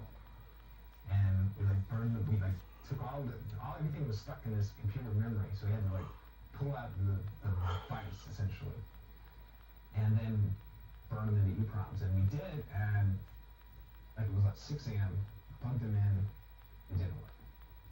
I was like, oh, you know, it was like, what happened? You know, did we bend the pin? Did we, you know, of these, you know, 12 rounds, you know, what was screwed up? And I would burn them again or something, and they were like all blank or something. I don't know what it was, but finally we burned them again, and we got the next one working. And we like took these chips to the show. The cabinets were sitting on the show floor, like awaiting this program. You know, so we got to the show at like 7 a.m. and, you know, plugged in the chips, and the thing came on, and it was just like, we just go, oh my god, it worked. You know, we were just, you know, couldn't believe it. It was like we were just so high from like not sleeping, and you know, it was just this. I would love it if someone just uploaded these just totally unedited, you know. Just, I mean, I love watching the clips like this, but I'd be curious to see if like there's just like footage of just this like raw, just rolling in a free flow, you know. Excuse me, the Music Operators Association, AMOA, which is the big coin-op quarter evening game show, and in the United States, and mostly attended by game room operators and arcade chain executives and various other industry hacks. And the thing is, the tragic thing is, none of these people actually play video games, you know. And we had to figure out that nobody would play it. I mean, they were afraid. They were so afraid of this game that I had to like spend my time trying to lure people into our booth to like play the game. And they want to watch me play the game. Or, you know, sometimes we'd have a couple kids in there playing the game, but mostly the game was empty because everybody was so afraid of the game. I guess it was all the buttons. You know, we just had so many buttons on there that, you know, people just go, man, I just can't deal with this. What are we at, 5? And then the show is the American. No, we already did that one. All right, 6. So it's kind of like, well, we go, okay, it's kind of cool, you know. Maybe we'll sell 1,000 games or something, or maybe some suckers will buy them.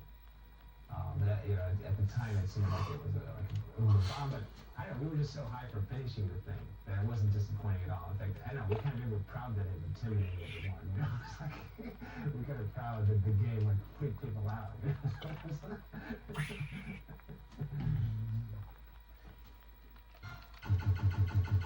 Awkward laughter. So it was kind of, you know, people kind of, I thought it was kind of a bomb, you know. The buzz on the show was like Pac-Man and Defender were like bombs. Pac-Man because it just played forever and it wasn't exciting. And Defender was like way too complicated to play.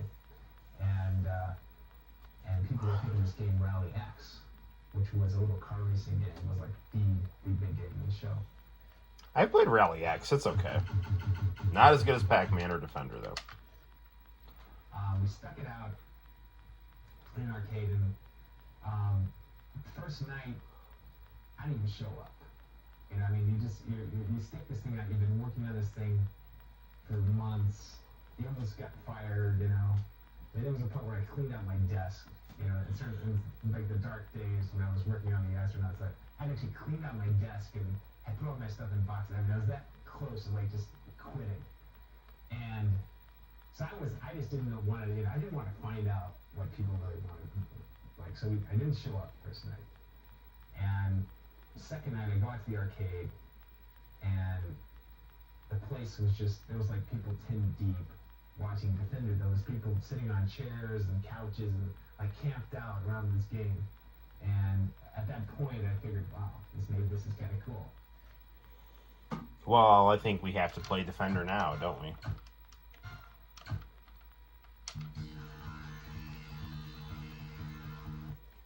It's not going to be pretty, though. So I mean, the game is pretty. My gameplay will not be, though.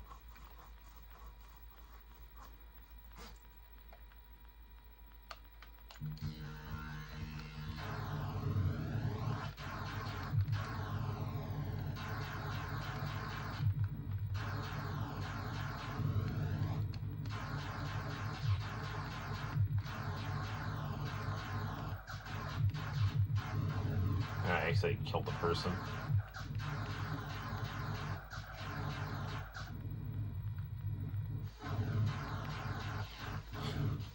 One of my favorite news radios is about like Dave playing Defender 2, and it's like about him bombing his SATs because he's trying to play Defender 2.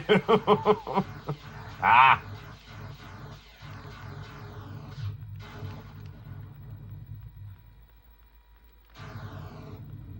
Stargate Defender.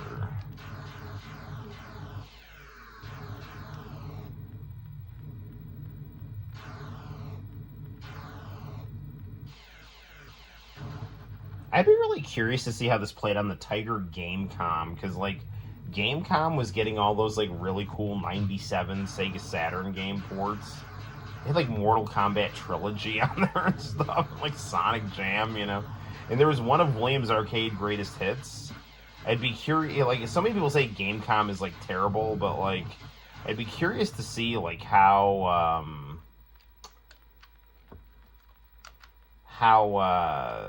these games play, because they're so old, you know.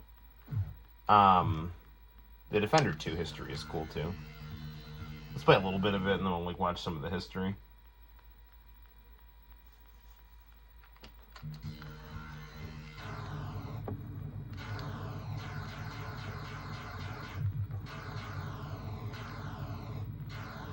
There's the Stargate.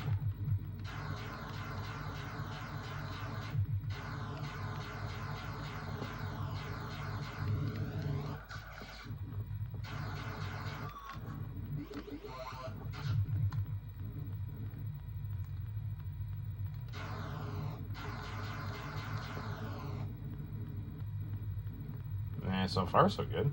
Oop.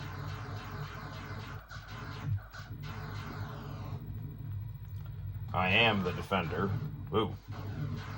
There's like a really weird Robotron sequel. It had these like really, it was like this first person shooter, and it like not shooter, it was like a spaceship first person thing, and it had these like really trippy colors, and yeah, it was kind of cool.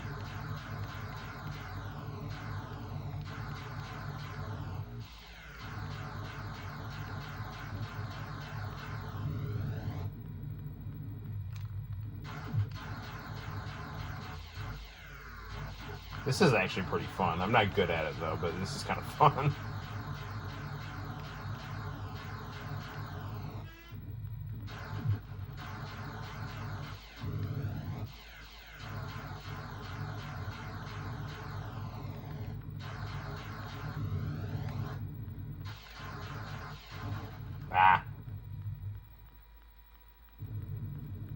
I'm doing like better, better than the original Defender.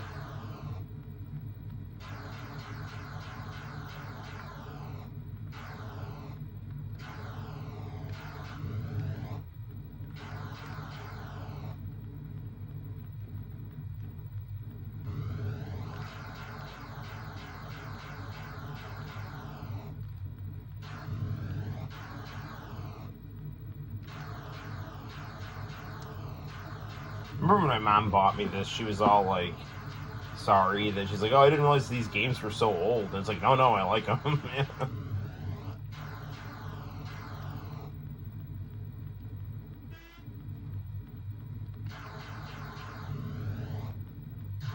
Ah.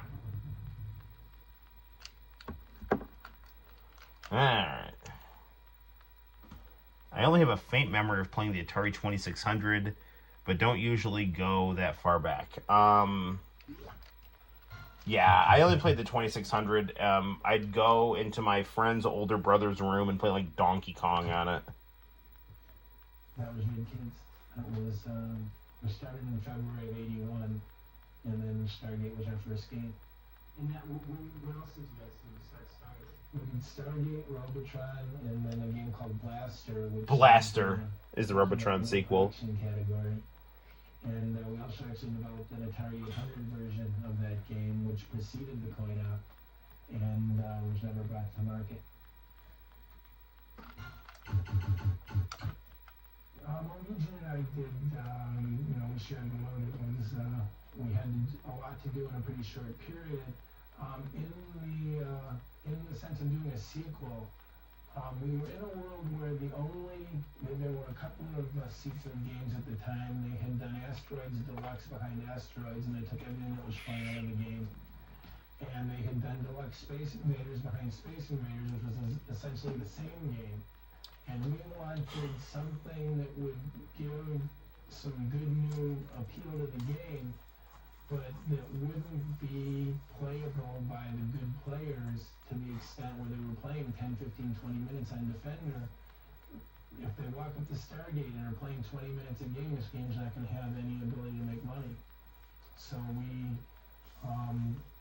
worked really hard to come up with a mechanism to make the game good for the better player, without having him stay there for long periods of time. There's that trademark Williams screw the player over. Contrary to what a lot of For making the game difficult to make money, you know, but fun at the same time. Immediately, you're not gonna be very interested in.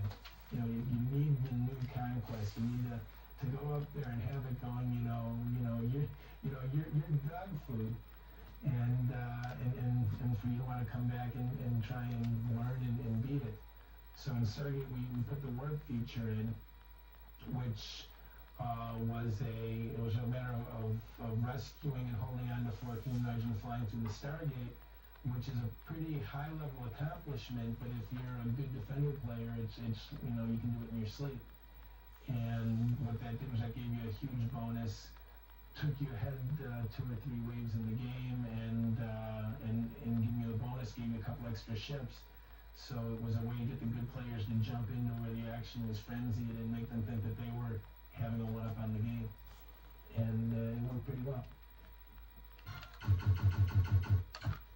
When I first got the Digital Eclipse program, my mind was blown. My first encounter was actually Paul DeSalt called me over to the front of our building, and there's 2 guys there with a Macintosh, and Paul goes, "I want to show you something." And he plays with his Macintosh and types something. All of a sudden, the carpet suit of the memory test, which is pretty much a signature of the old Williams games, is appearing on the Mac, and I'm like, "Oh my God, you guys wrote a simulator."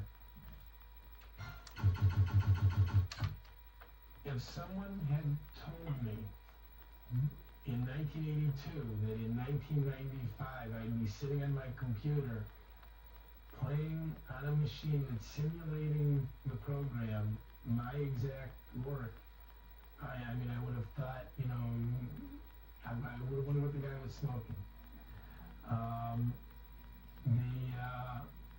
The games themselves, when they were done, were such a struggle against what could technically be done with affordable horsepower. The fact that this could happen is just represents amazing growth in the speed and size of these computers. It's really interesting because, so if you take a look at, the games that we're playing now, these, early 80s games, and then these, mid 90s games, I mean, the jump in graphics is insane. It's huge, But, I mean, if you take a look at games from, the PS3 to the PS5, I mean, some of them are, indistinguishable, So, I mean, technology and graphics really have plateaued. I mean, there was this period where, you had these, really, really kind of simplistic, blocky arcade games, which I think are awesome and beautiful in their own way, to these, moving, painting, sprite games like Sonic, and then, from there you go to, the 3D polygonal games and stuff like that, and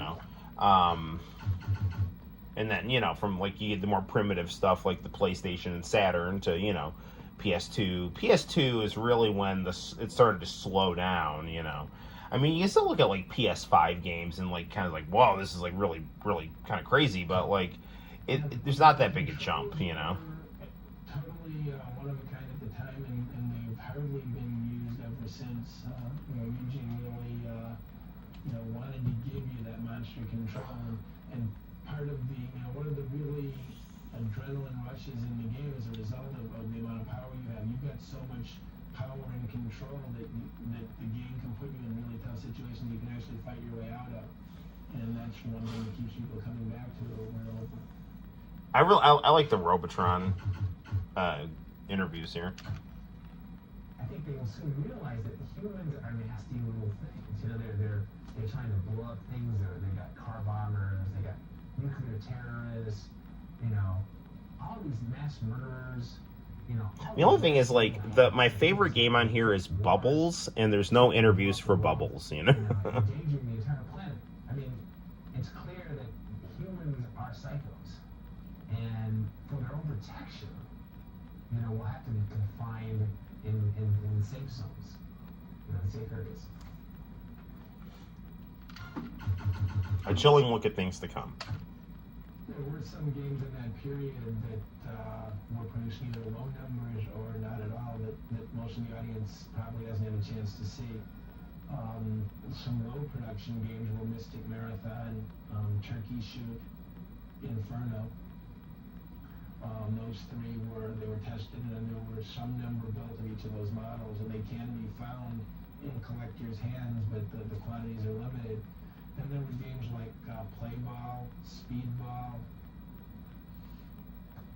There's at least one other that were fully developed and tested, but were never put into production. And there are no games in collectors' hands. I have the only existing Play Ball sitting in my office.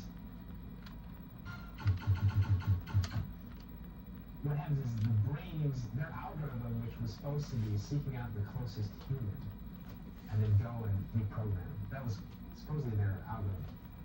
Something got screwed up, which I said, you never really looked into it.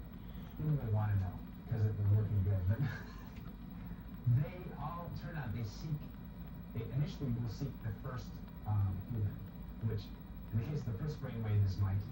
There's one Mikey, and there's all these other moms. And so they're all going for Mikey. If you can keep Mikey alive, don't pick him up, and don't allow the brains to kill him. If you can keep him alive, then the brains will continually try to seek him, and they won't program any of the other. I'm so bad at Robotron. Like, I have no idea to do what he's talking about. I just find it interesting that he's talking about it. You have to leave one left, so that the wave doesn't end. And this is the horrible thing, is that so often you'll like kill the last one, or it'll be a grunt will be left or something, and it'll run into like an electrode, before you picked up this treasure trove of points, which is all your humans are just waiting out there. You wait for one turn, you want to pick them all up in one turn so you can turn them all into 5,000s. But if you somehow blow it, then you get nothing.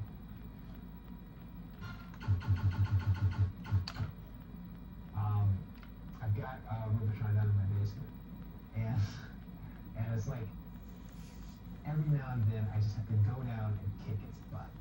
It's just, I've got to, just kick its butt. And unfortunately, if I haven't played in a while, I'll get down there and it'll just humiliate me. Now, every Robotron player that's really into it, and these days plays it at 10.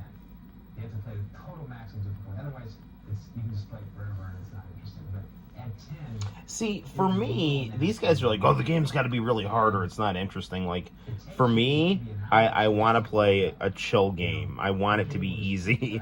Not, like, so easy, like, that there's like, nothing to it. But, like, I want it to be relaxed, Crying out, and you just like, want to kill it. You're grabbing the game by the joysticks and just shaking it and slamming it on the wall. And eventually you get to the point, it's almost like warming up for a basketball game or something. You get to the point, you're sweaty, and you've got this kind of attitude. You can't win until you have this attitude, this total mindset of just total concentration and total rage. You've got to be...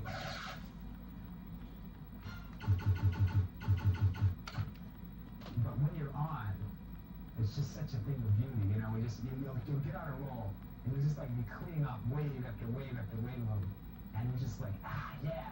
But inevitably you like start getting lazy, and you'll start getting too cocky, and then before you know it, you'll just like lose 4 or 5 guys in a row, and you're in some horrible situation, and that corpse will just like keep multiplying, keep putting out tanks, and the steroids just keep putting out forces, and you kill out a few, and they keep putting out more, and then again you have to buckle down and get back to it and somehow conjure up that rage from within you, to keep going, and it's kind of the cycle of conquest, and then of getting your butt kicked, and then of going back and keep coming back, and if you can stand this for like a few hours, you can reach 1 million points. And I understand now that's kind of my personal ambition. I mean, there's players that do 5 or 10 million, unfortunately. But my personal thing is like to do 1 million. And I don't think I've quite achieved that even yet to this day. I've had like a 900,000.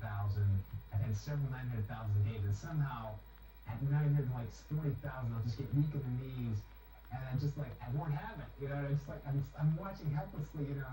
I'm just, you know, maybe I had a run of 100,000 points on a previous guy, but some reason I'm just sitting here and I'm Man, I cannot fathom getting 100,000 points a guy on Robotron. Dish rag and something that can't get over that million point barrier, but that's still my personal ambition. I know someday I'm gonna kick that game. You know, I'm gonna kick its butt. I'm gonna beat it. And you know, until then, the basement appointments will continue.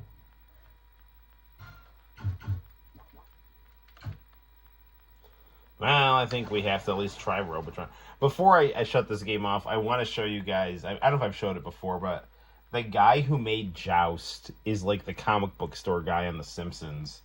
And he's just a thing. You have my drawing hanging in your apartment. Well, I am flattered, John. That's awesome.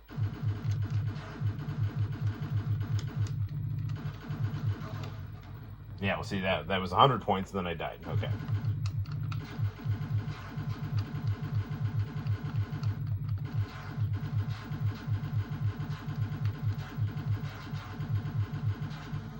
There we go.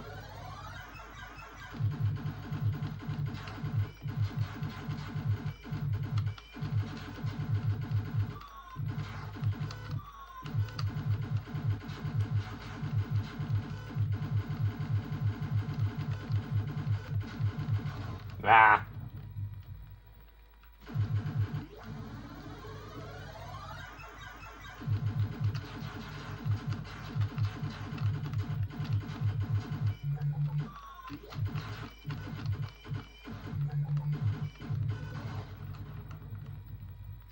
Well, that was terrible. All right.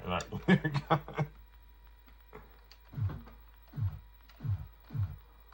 Okay. We got to hear the guy from Joust. Compared to now, this guy's so awesome. Working with bubblegum and rubber bands and hot glue, essentially. The memory in the game was, I believe, 96K, which is just nothing. No, I mean, we waste that on title screens nowadays. So the real challenge in designing games back then was how do you do something interesting with some nice animation, and how do you do it in such a small package? Because that doesn't allow us a lot of variety. There was a bug when we first were working on the flying and the running of the ostriches, and we had neglected to consider is when the ostrich. I love it when he starts like talking about like Joust the movie. He needs to make Joust the movie and cast himself as the main character. I'm not laughing at him. I find this guy legitimately fun. So there's a lot of situations where the ostrich is, the cliff is floating and the ostrich will be flying, but he's not high enough to show his legs. So it'll just do a belly flop across the cliff. And on the one side of the screen, we had two cliffs that were staggered. And when it does a belly flop, there's a little hole of a couple of pixels, and it allows the bird to squeeze out between the two cliffs. And we were racking our brains trying to fix it, but we were so embroiled in playing cutthroat where we would try to kill each other. When we were playing, I want to fall asleep just listening to this guy. Just this like chubby 80s nerd going into real in-depth stuff about Joust pixels. You know?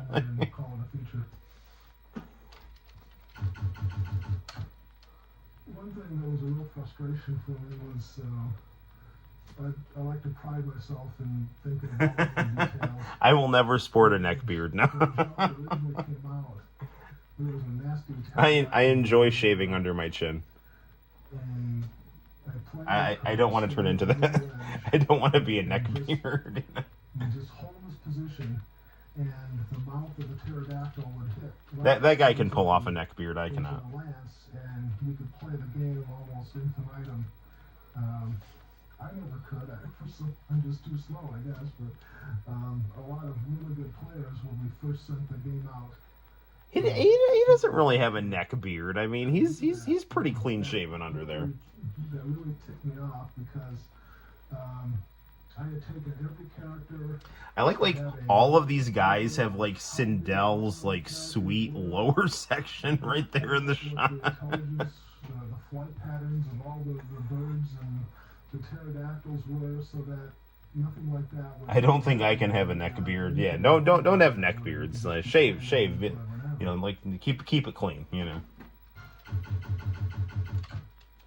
Yeah, right now the old video games are being gobbled up by collectors in people's basements, but the prices are just starting to rise on some of them. You can still get a lot of old games pretty cheap. I've been looking for I want to see this guy on a date, and I'm not saying this in a condescending way. I want to see him like just being this character on a date, just being totally himself in front of a woman, and just like, you know, and then having her like really buy into it. You know? It's like, oh, you know. I programmed a restaurant in this game I was making. It was Joust 7, and the pixel count was very difficult to make in the restaurant. And the girl's like, let's just go back to my place. If you look close, he almost sounds like Biggie Smalls. Yeah. Like in the Mo Money, Mo Problems video. Some trades here and there, and I paid about $500 for it. But I would say probably worth more than that now. I'm sorry, I talked over that. I want to hear him talk again about trying to buy a Joust cocktail table. I've been looking for an original Joust cocktail table, which even though Joust did really well, we only made about 500 cocktail tables. Yeah, it was really too bad because it was one of the originals.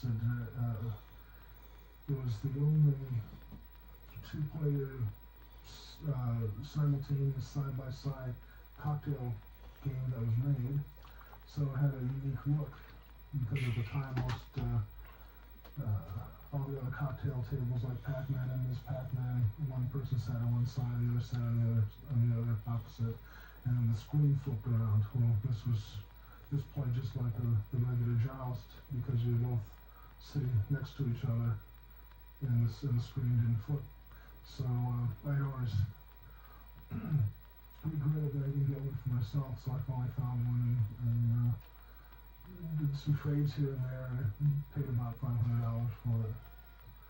But I would say they're probably worth more than that now. All right. Don't spill any food on it. Joust 2 is the trivia question of all time, I guess. So there actually was a sequel.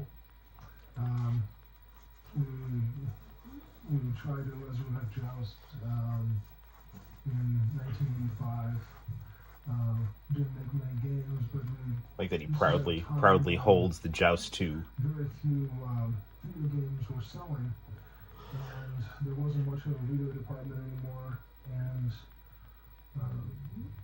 they met with some of management were trying to figure out, well, geez, let's try another game, and so we were considering resurrecting and doing a sequel of either Robotron or Joust, and they decided let's give Joust a crack at it.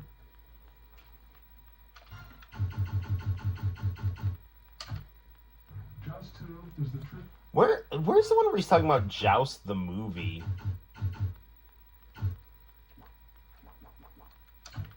There was a bug when we first... No, it's not that one.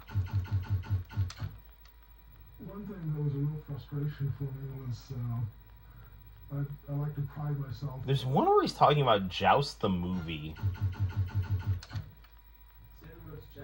There it is. And what do I say about them? Joust movie is it's a little hobby I've been working on. I guess the transition is I started off as a toy designer, then I became a video game designer, and then I would like to become a movie designer. So I had always thought that Joust would make a great movie. The technology was never there for what I had in mind, but now it's more than there. Man, I really hope he achieves his romantic dream of making Joust the movie.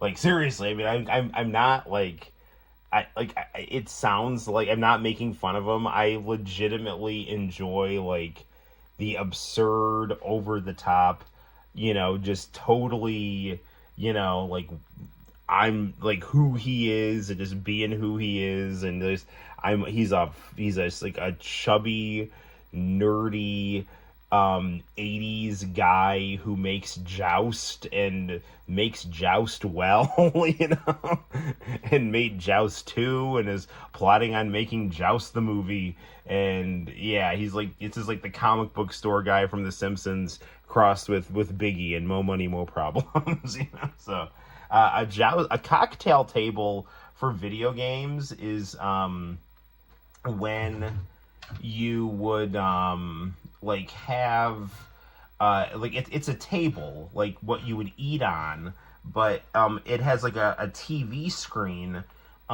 laying under glass on the table, and so like technically you could like look down at a table, and it would have like a TV kind of in the table, like a screen in the table playing an arcade game. So rather than like standing up in front of an arcade cabinet, you would like look down at a table and the game would play on it, and you could have like, you could sit across from a friend.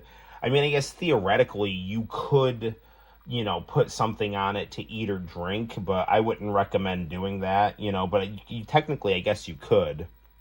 So yeah, that's a cocktail table. Here's the guy who made Sinistar.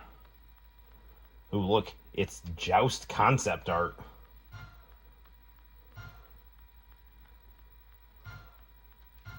Joust just doubled its earnings. Well, what do you expect with that dude working on him? There he is! He's got Joust 2. John Newcomer proudly displays a rare Joust 2 marquee. Joust 2, Survival of the Fittest. Joust, the world of Joust is a brutal world of conquest and elves. And if you'll excuse me now, I have a hot date. There we go. The legend continues.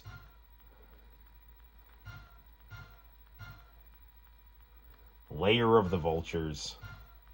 There it is. All right, good times. So yeah, Williams Arcade Greatest Hits. I love this. I love seeing those guys talk. Play a quick game of Bubbles.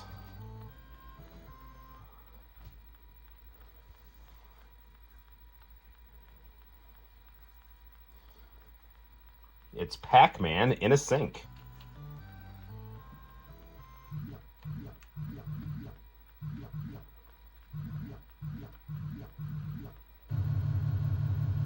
Okay, so I have to... There we go.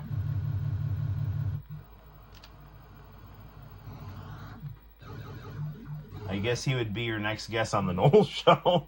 Oh, yeah. I gotta do that. I've been thinking about the Noel Show. I was gonna have Kamala Harris on there. I was just trying to figure out how to, like, do a bunch of different accents, Have decency, man. Wait, are you Jamaican now? Listen, my Hindu brother. Wait, now you're a Hindu? What is going on? Yo, here, you gotta mellow your flow, man. What is going on? Like, all right, listen here, man. Wait, now you're white? All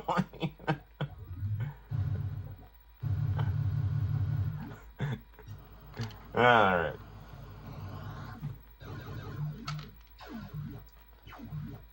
Yeah, he would be. That would be an awesome idea to have him on the Noel show.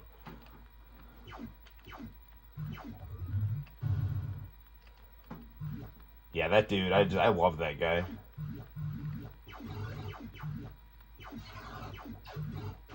I've seen like other interviews with Eugene Jarvis. He seems like the guy with kind of the kind of receding hairline. You know, the one who made Defender.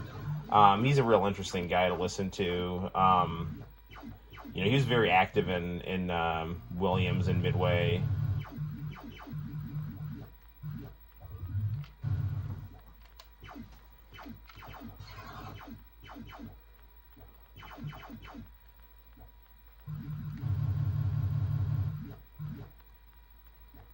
This guy's really making me want to see Joust the movie. I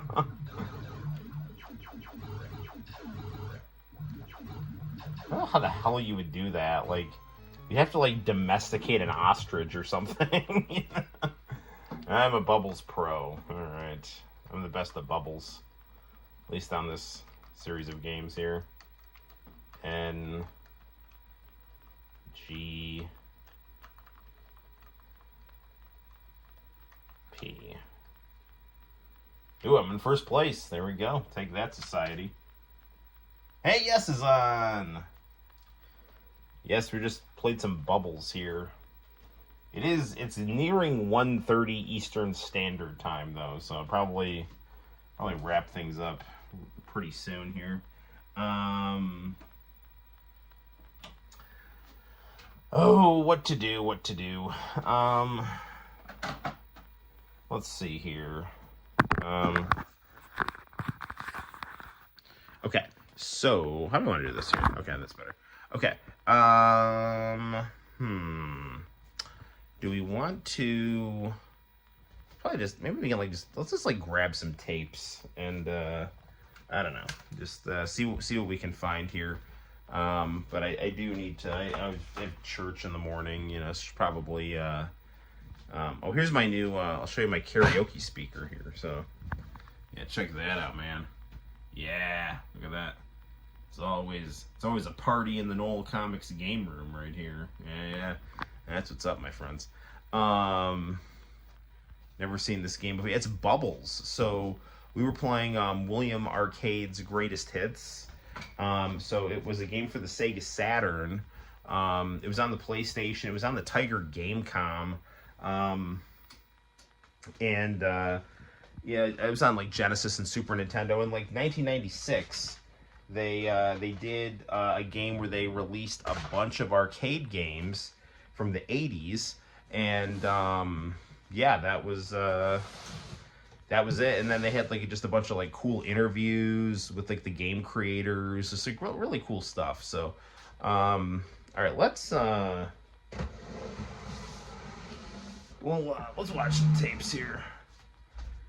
I've got the stuff on this PVM right now, so.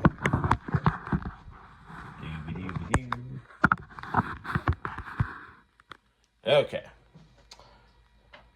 On. I have no idea what tape is in here.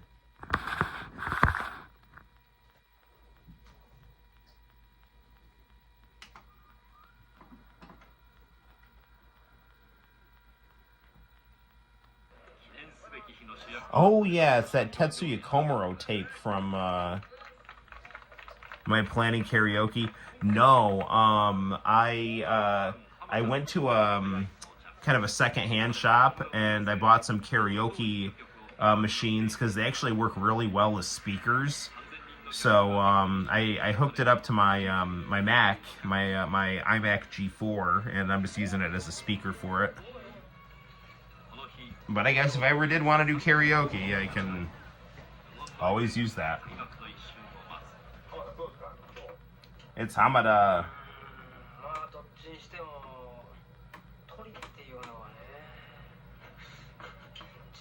See what Hama-chan is up to here.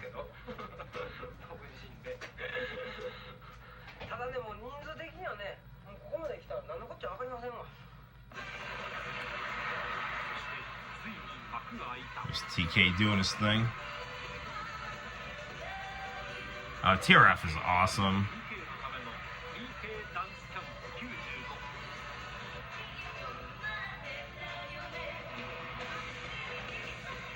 Amuro Nami.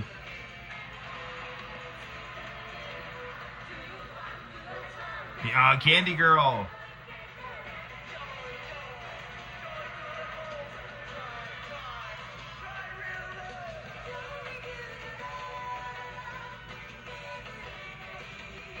Oh man, this is great.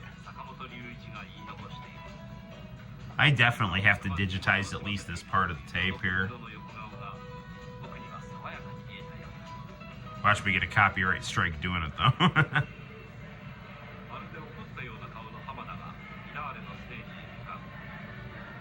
Hama-chan is gonna take the stage here for some whoa war tonight. I'm still perplexed how you don't know Japanese when I find all this Japanese stuff. Yeah, I'm a Japanophile, that's for sure.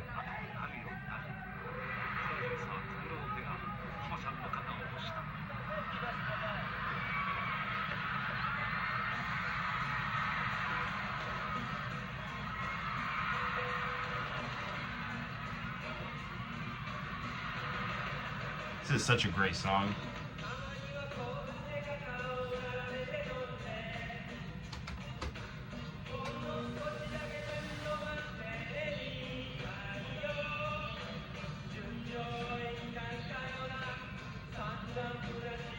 Ooh, TK with the plaid pants.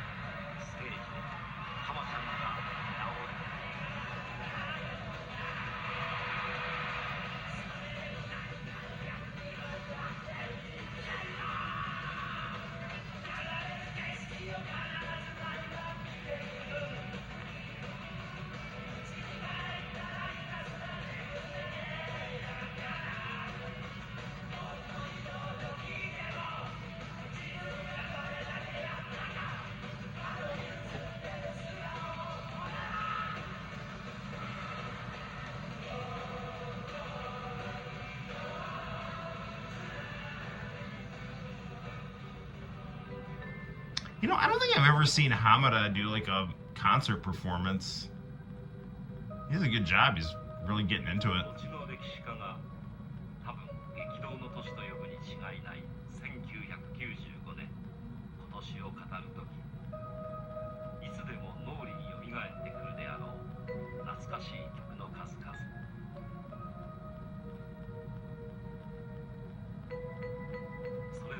I really like this like kind of music box version of War Tonight. It's also the closing theme for the anime. Really? I did not know that. D4 DJ. I gotta look into that.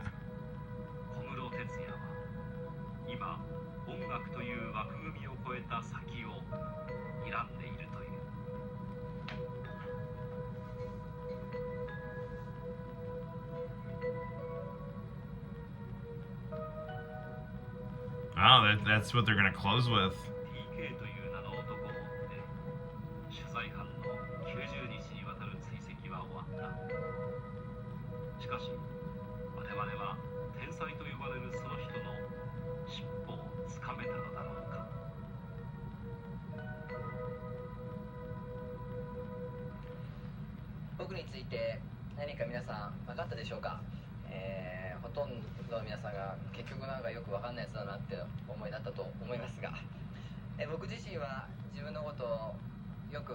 Yes, Hamada is in the zone.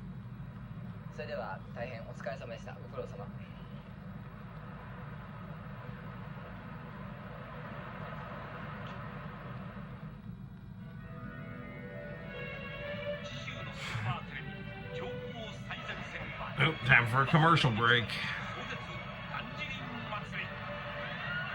Oh, that's a thing.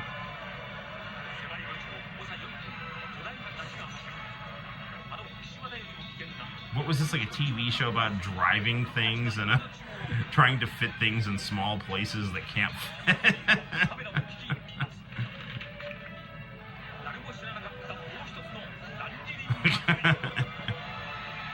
When parades go wrong.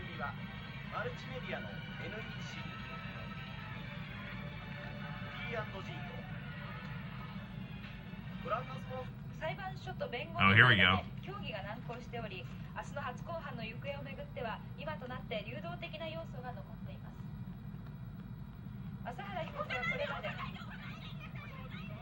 So this is just like Japanese news.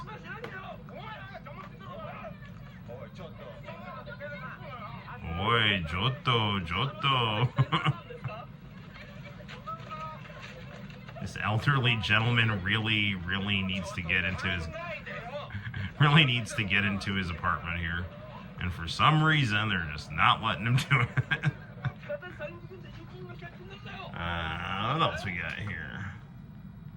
Let's watch this guy in a neck brace yell at people and fast forward here. Okay, I need you to see what this guy's saying. Speaking of neckbeards. No, play. That's what he's saying.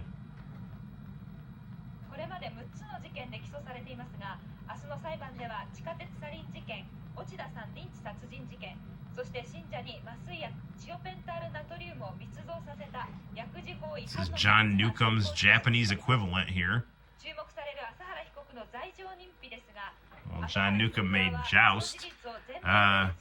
This guy was working on a nursing home simulator where he would abduct elderly men and study them.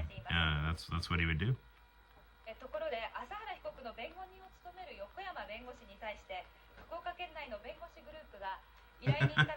Here's what I think Japanese cops would look like. A much more polite version of ours.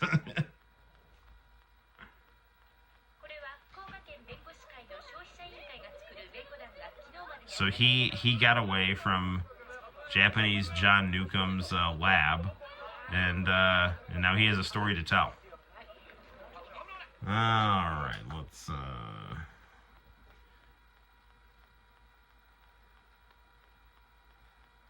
And yeah, there's one of the people that was programming the game. He's deeply disturbed that they lost their subject. And here he is chain smoking while he's at the dentist, waiting to get some much needed dental work.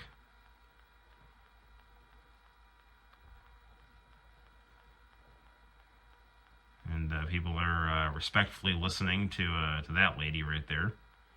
And there's Ryu from Street Fighter. And now he's talking more about how he wants that old guy brought back, you know. And there's me when I was on trial in Japan. That's it was the mid-90s. It was a different time, you know. I was going for the mustache look, and yeah.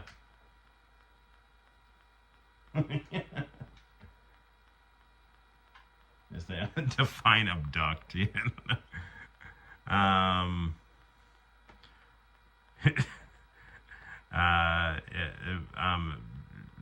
Lure into a precarious situation and then kidnap. That would be how I would describe abduct. I guess it's just like a whole random episode of the news on here.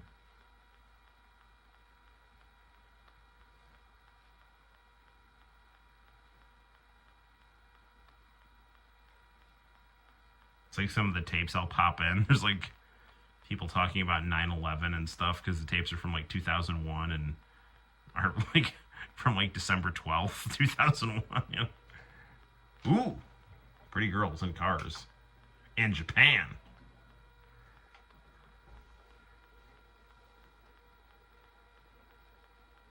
Let's see what this is all about. 2年に一度、自動車の祭典、東京モーターショーが間もなく始まります。前回のテーマ、安全・環境が地味すぎたとの反省から、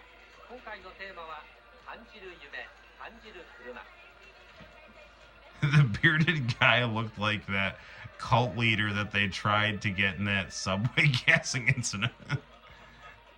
Have I ever tried to get him? Yeah, man, I had a mustache in the 5th grade. I shaved. I'm Italian, man, so. I have tried just the mustache. I look best with like the stubble, I think, so. Or if I'm gonna have a mustache, I need to have like lighter stubble. You know, I feel like I don't look good with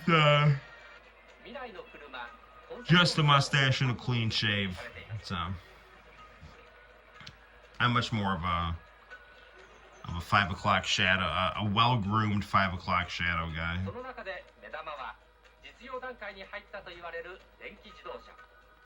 Yeah, so one time I was Luigi for Halloween, so I just straight up grew a mustache and shaved everything but the mustache. And I mean, it was a look. Like, I mean, I don't think I looked like horrible, but I definitely like it. I felt like it wasn't me, you know.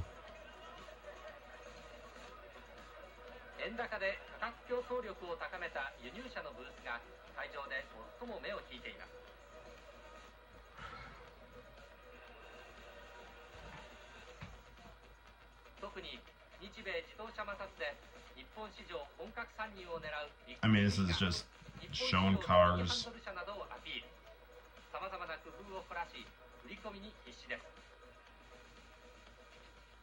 先ほど一報お伝えしましたけれども、朝原将校被告の弁護士だった横山昌司弁護士が先ほど解任されました。東京地裁によりますと。Okay, back to these guys. Oh, look, he's back. He's back, and he is angry, and here we go. Oh, here we go. Commercials.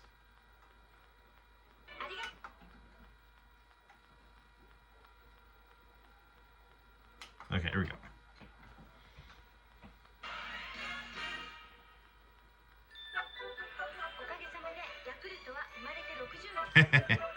Yes, I'm not supposed to be myself. I'm supposed to be Luigi. I love Luigi.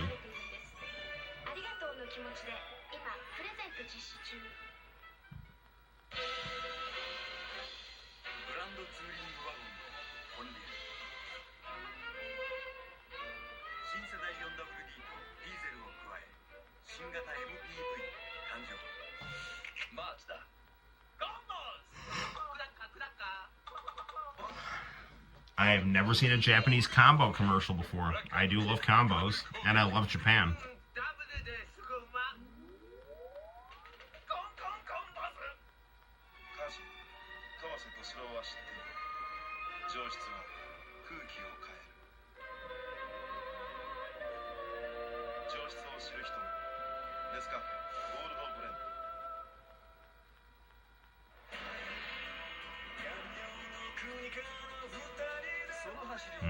Beautiful song.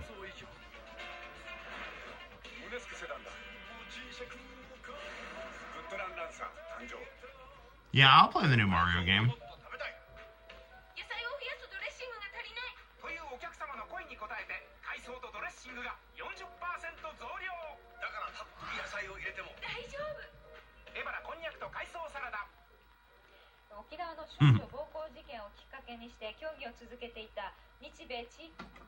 That's the end of the tape. All right.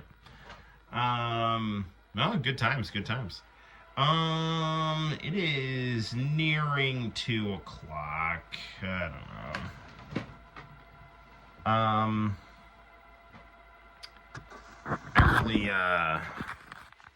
I really should go to bed, but part of me kind of wants to just go in the living room and see if there's like any other. I just kind of want to grab a random tape. It does look fun. Yeah, I've never played a bad Mario game, you know. All right, I have a bunch of tapes in this entertainment center. Let's just grab one and see what we got. This is Aladdin. I don't want to watch Aladdin. Okay. This has got Gacked on it. Planning to make some comics anytime soon. Yes, I am, actually. I have ideas. Sailor Moon, Hall & Oates. I have a feeling a long time ago we watched this tape. What the hell? Okay. Do we want this tape here? It says Home and Away, last episode, best 2002 Hey Hey Hey, Dragon Ball GT Santa Ape, Dragon Ball GT Aqua Teen Hunger Force Santa Ape, or then we also have this Sailor Moon Hall & Oates Gundam 08th Red Baron Hey Hey Hey. Which tape do you want? We got two options here, so I'll take suggestions. This one, it says Gacked and Pride and Prejudice, so I think that tape's got Kimi no Tami ni on it, so what the hell, I'm just gonna take both into the game room and see what happens. Okay. Doobie-doo. Doo-doo-doo-doo-doo. You want, wait, which one? The Sailor Moon Gundam, or Dragon Ball GT Aqua Ape, Aqua Teen Hunger Force Ape?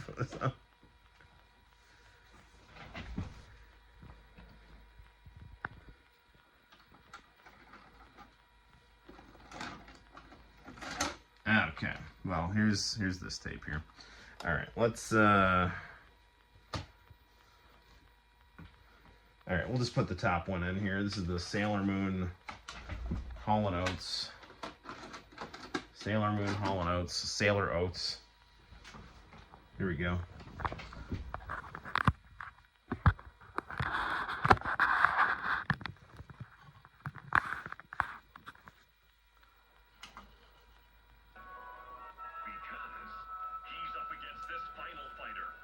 It's G Gundam.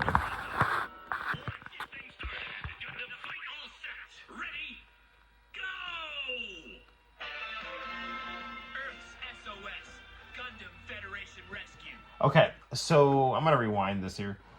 Usually Sunrise always gets on me about showing stuff, but I wonder if we can at least...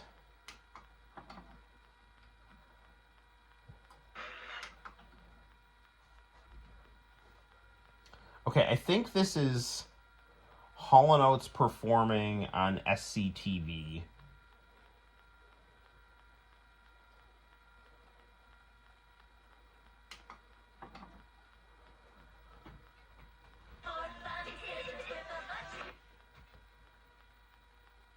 Sailor Oats, yeah, that's gonna be cereal that I sell.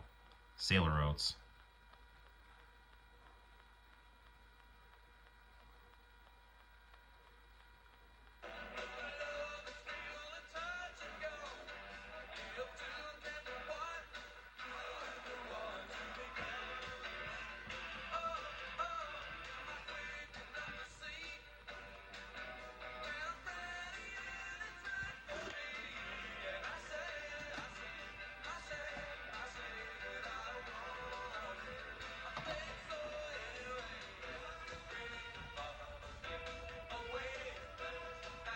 I don't think we'll get in trouble for showing this.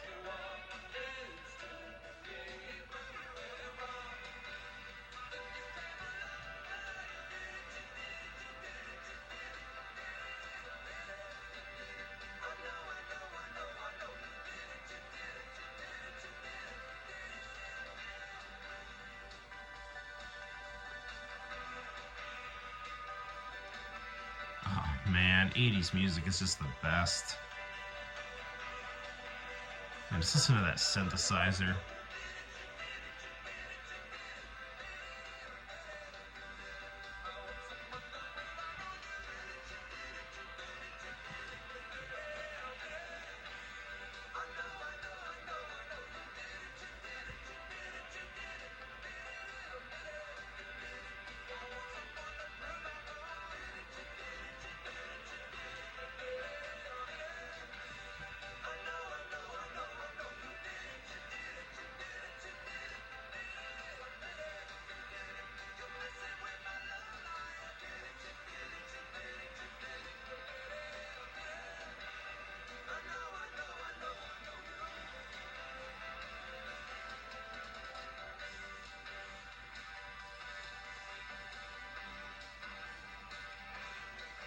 There not being a Hall & Oates, Hall & Nash crossover is really a horrible missed opportunity.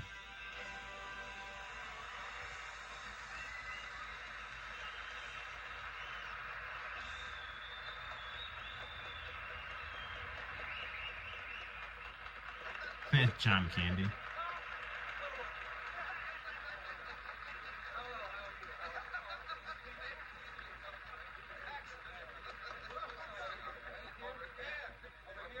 Look at that beautiful, like, soft 80s film quality.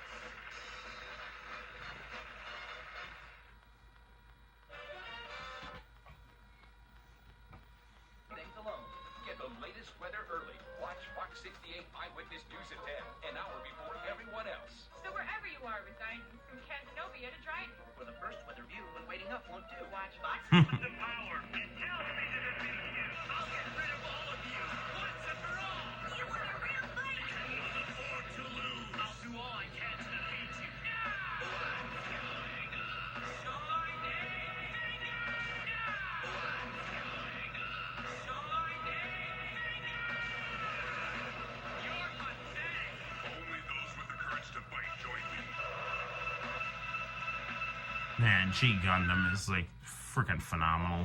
I love G Gundam.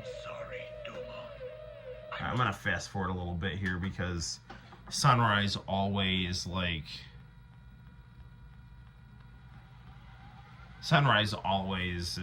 you know, you're showing my stuff. This video is blocked. You know? Then I gotta go like trim it out or some crap, you know.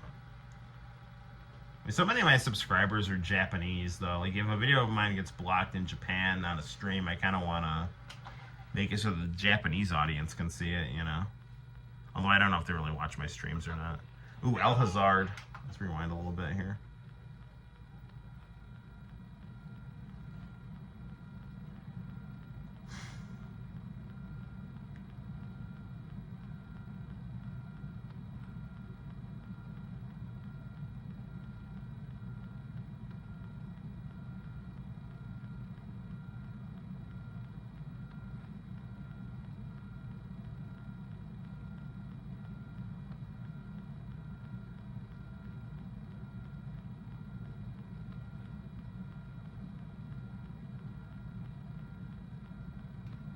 Alright. Let's do Sailor Moon's public service announcement and the start of El Hazard, and then we'll probably call it a night because it's almost 2 o'clock in the morning. Watch some American commercials here. What a week! I was really proud of you today. Thanks, Luna. Now use all that good energy to study. Oh, study!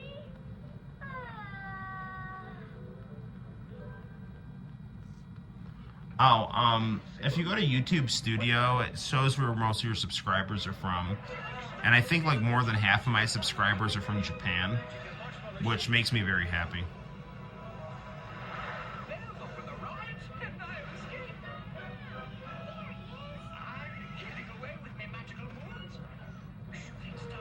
But, I mean, I think, you know, a lot of all my Japanese viewers are just like, they're finding like just Japanese clips of things that I've uploaded, you know, and they like it. I don't think they're really that much into my original content, but still, you know. Where's this thing going? To the flavor room. One bigger, better taste. You got it. Now fruit roll-ups taste even better than ever. Thanks. Now get me a watermelon. What fun! Fruit roll-ups will be rolling next. Wow, fruit roll-ups, good times. Dude, this flavor is awesome.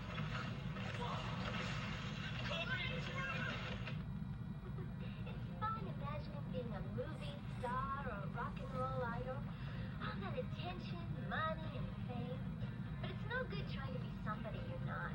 What makes a real star isn't about fame or money, but being the best person you can be and feeling good about yourself.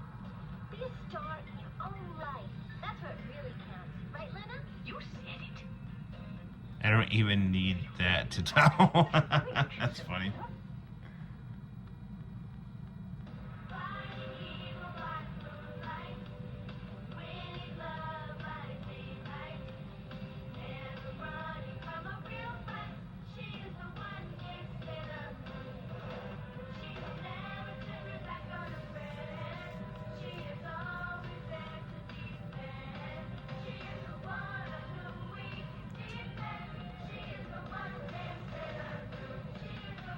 A place lost to ancient memory, the resting place of the demon Ifurita. Only the 3 holy priestesses know of the isle's location. Only we 3 know. We 3, the bearers of the ancient ways.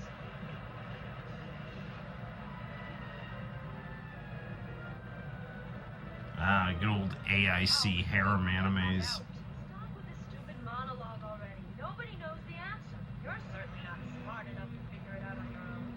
What the hell was that crap? Yeah, say it again. Call me stupid to my face. Shayla, can't you wait until we get there before you start fighting? You're probably gonna blow the ship up. Oh, so you think I'm stupid too? Is that what you're saying, huh? Of course not. I'm sure you're very smart. Will all of you stop complaining? Don't you realize that the awakening of Ifurita could mean the end of El Hazard? No. Yes, it's getting serious.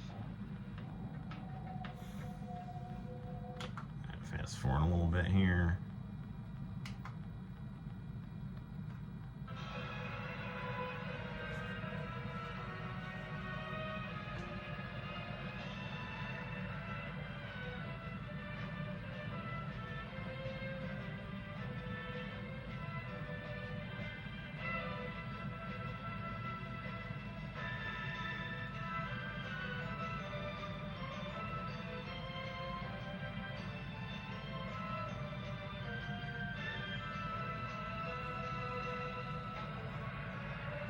So this is like the original El Hazard OVA. It is nice they put English lyrics to the Japanese music.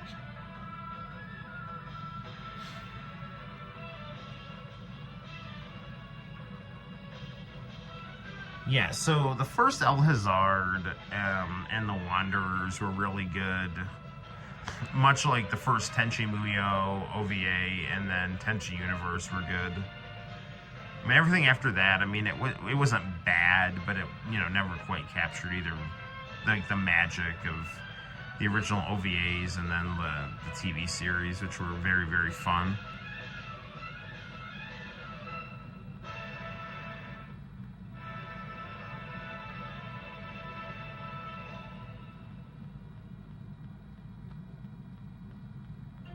You are losing your hair, and you haven't ordered Avacor yet. You've heard all about Avacor. Oh, just shave your head, man. Now we've brought it. Okay, well, fun times, but I gotta go to bed. Do I have the Darkstalkers OVA? I do not have the Darkstalkers OVA, sadly, so. Cool. All right, well, it's been fun. It's almost 2 o'clock in the morning, so we're gonna call it, catch some Z's, and, you know, it was nice to be able to chat with you guys. Hopefully you enjoyed the live stream. I enjoyed hanging out with you guys, and right on. We'll try to do this sooner than later. And until next time, guys, my name is Noel, and you take care. I'll see you all in the very near future for more live streaming fun and excitement on the Noel ComiX YouTube channel. Night for now. Bye-bye, and see you soon.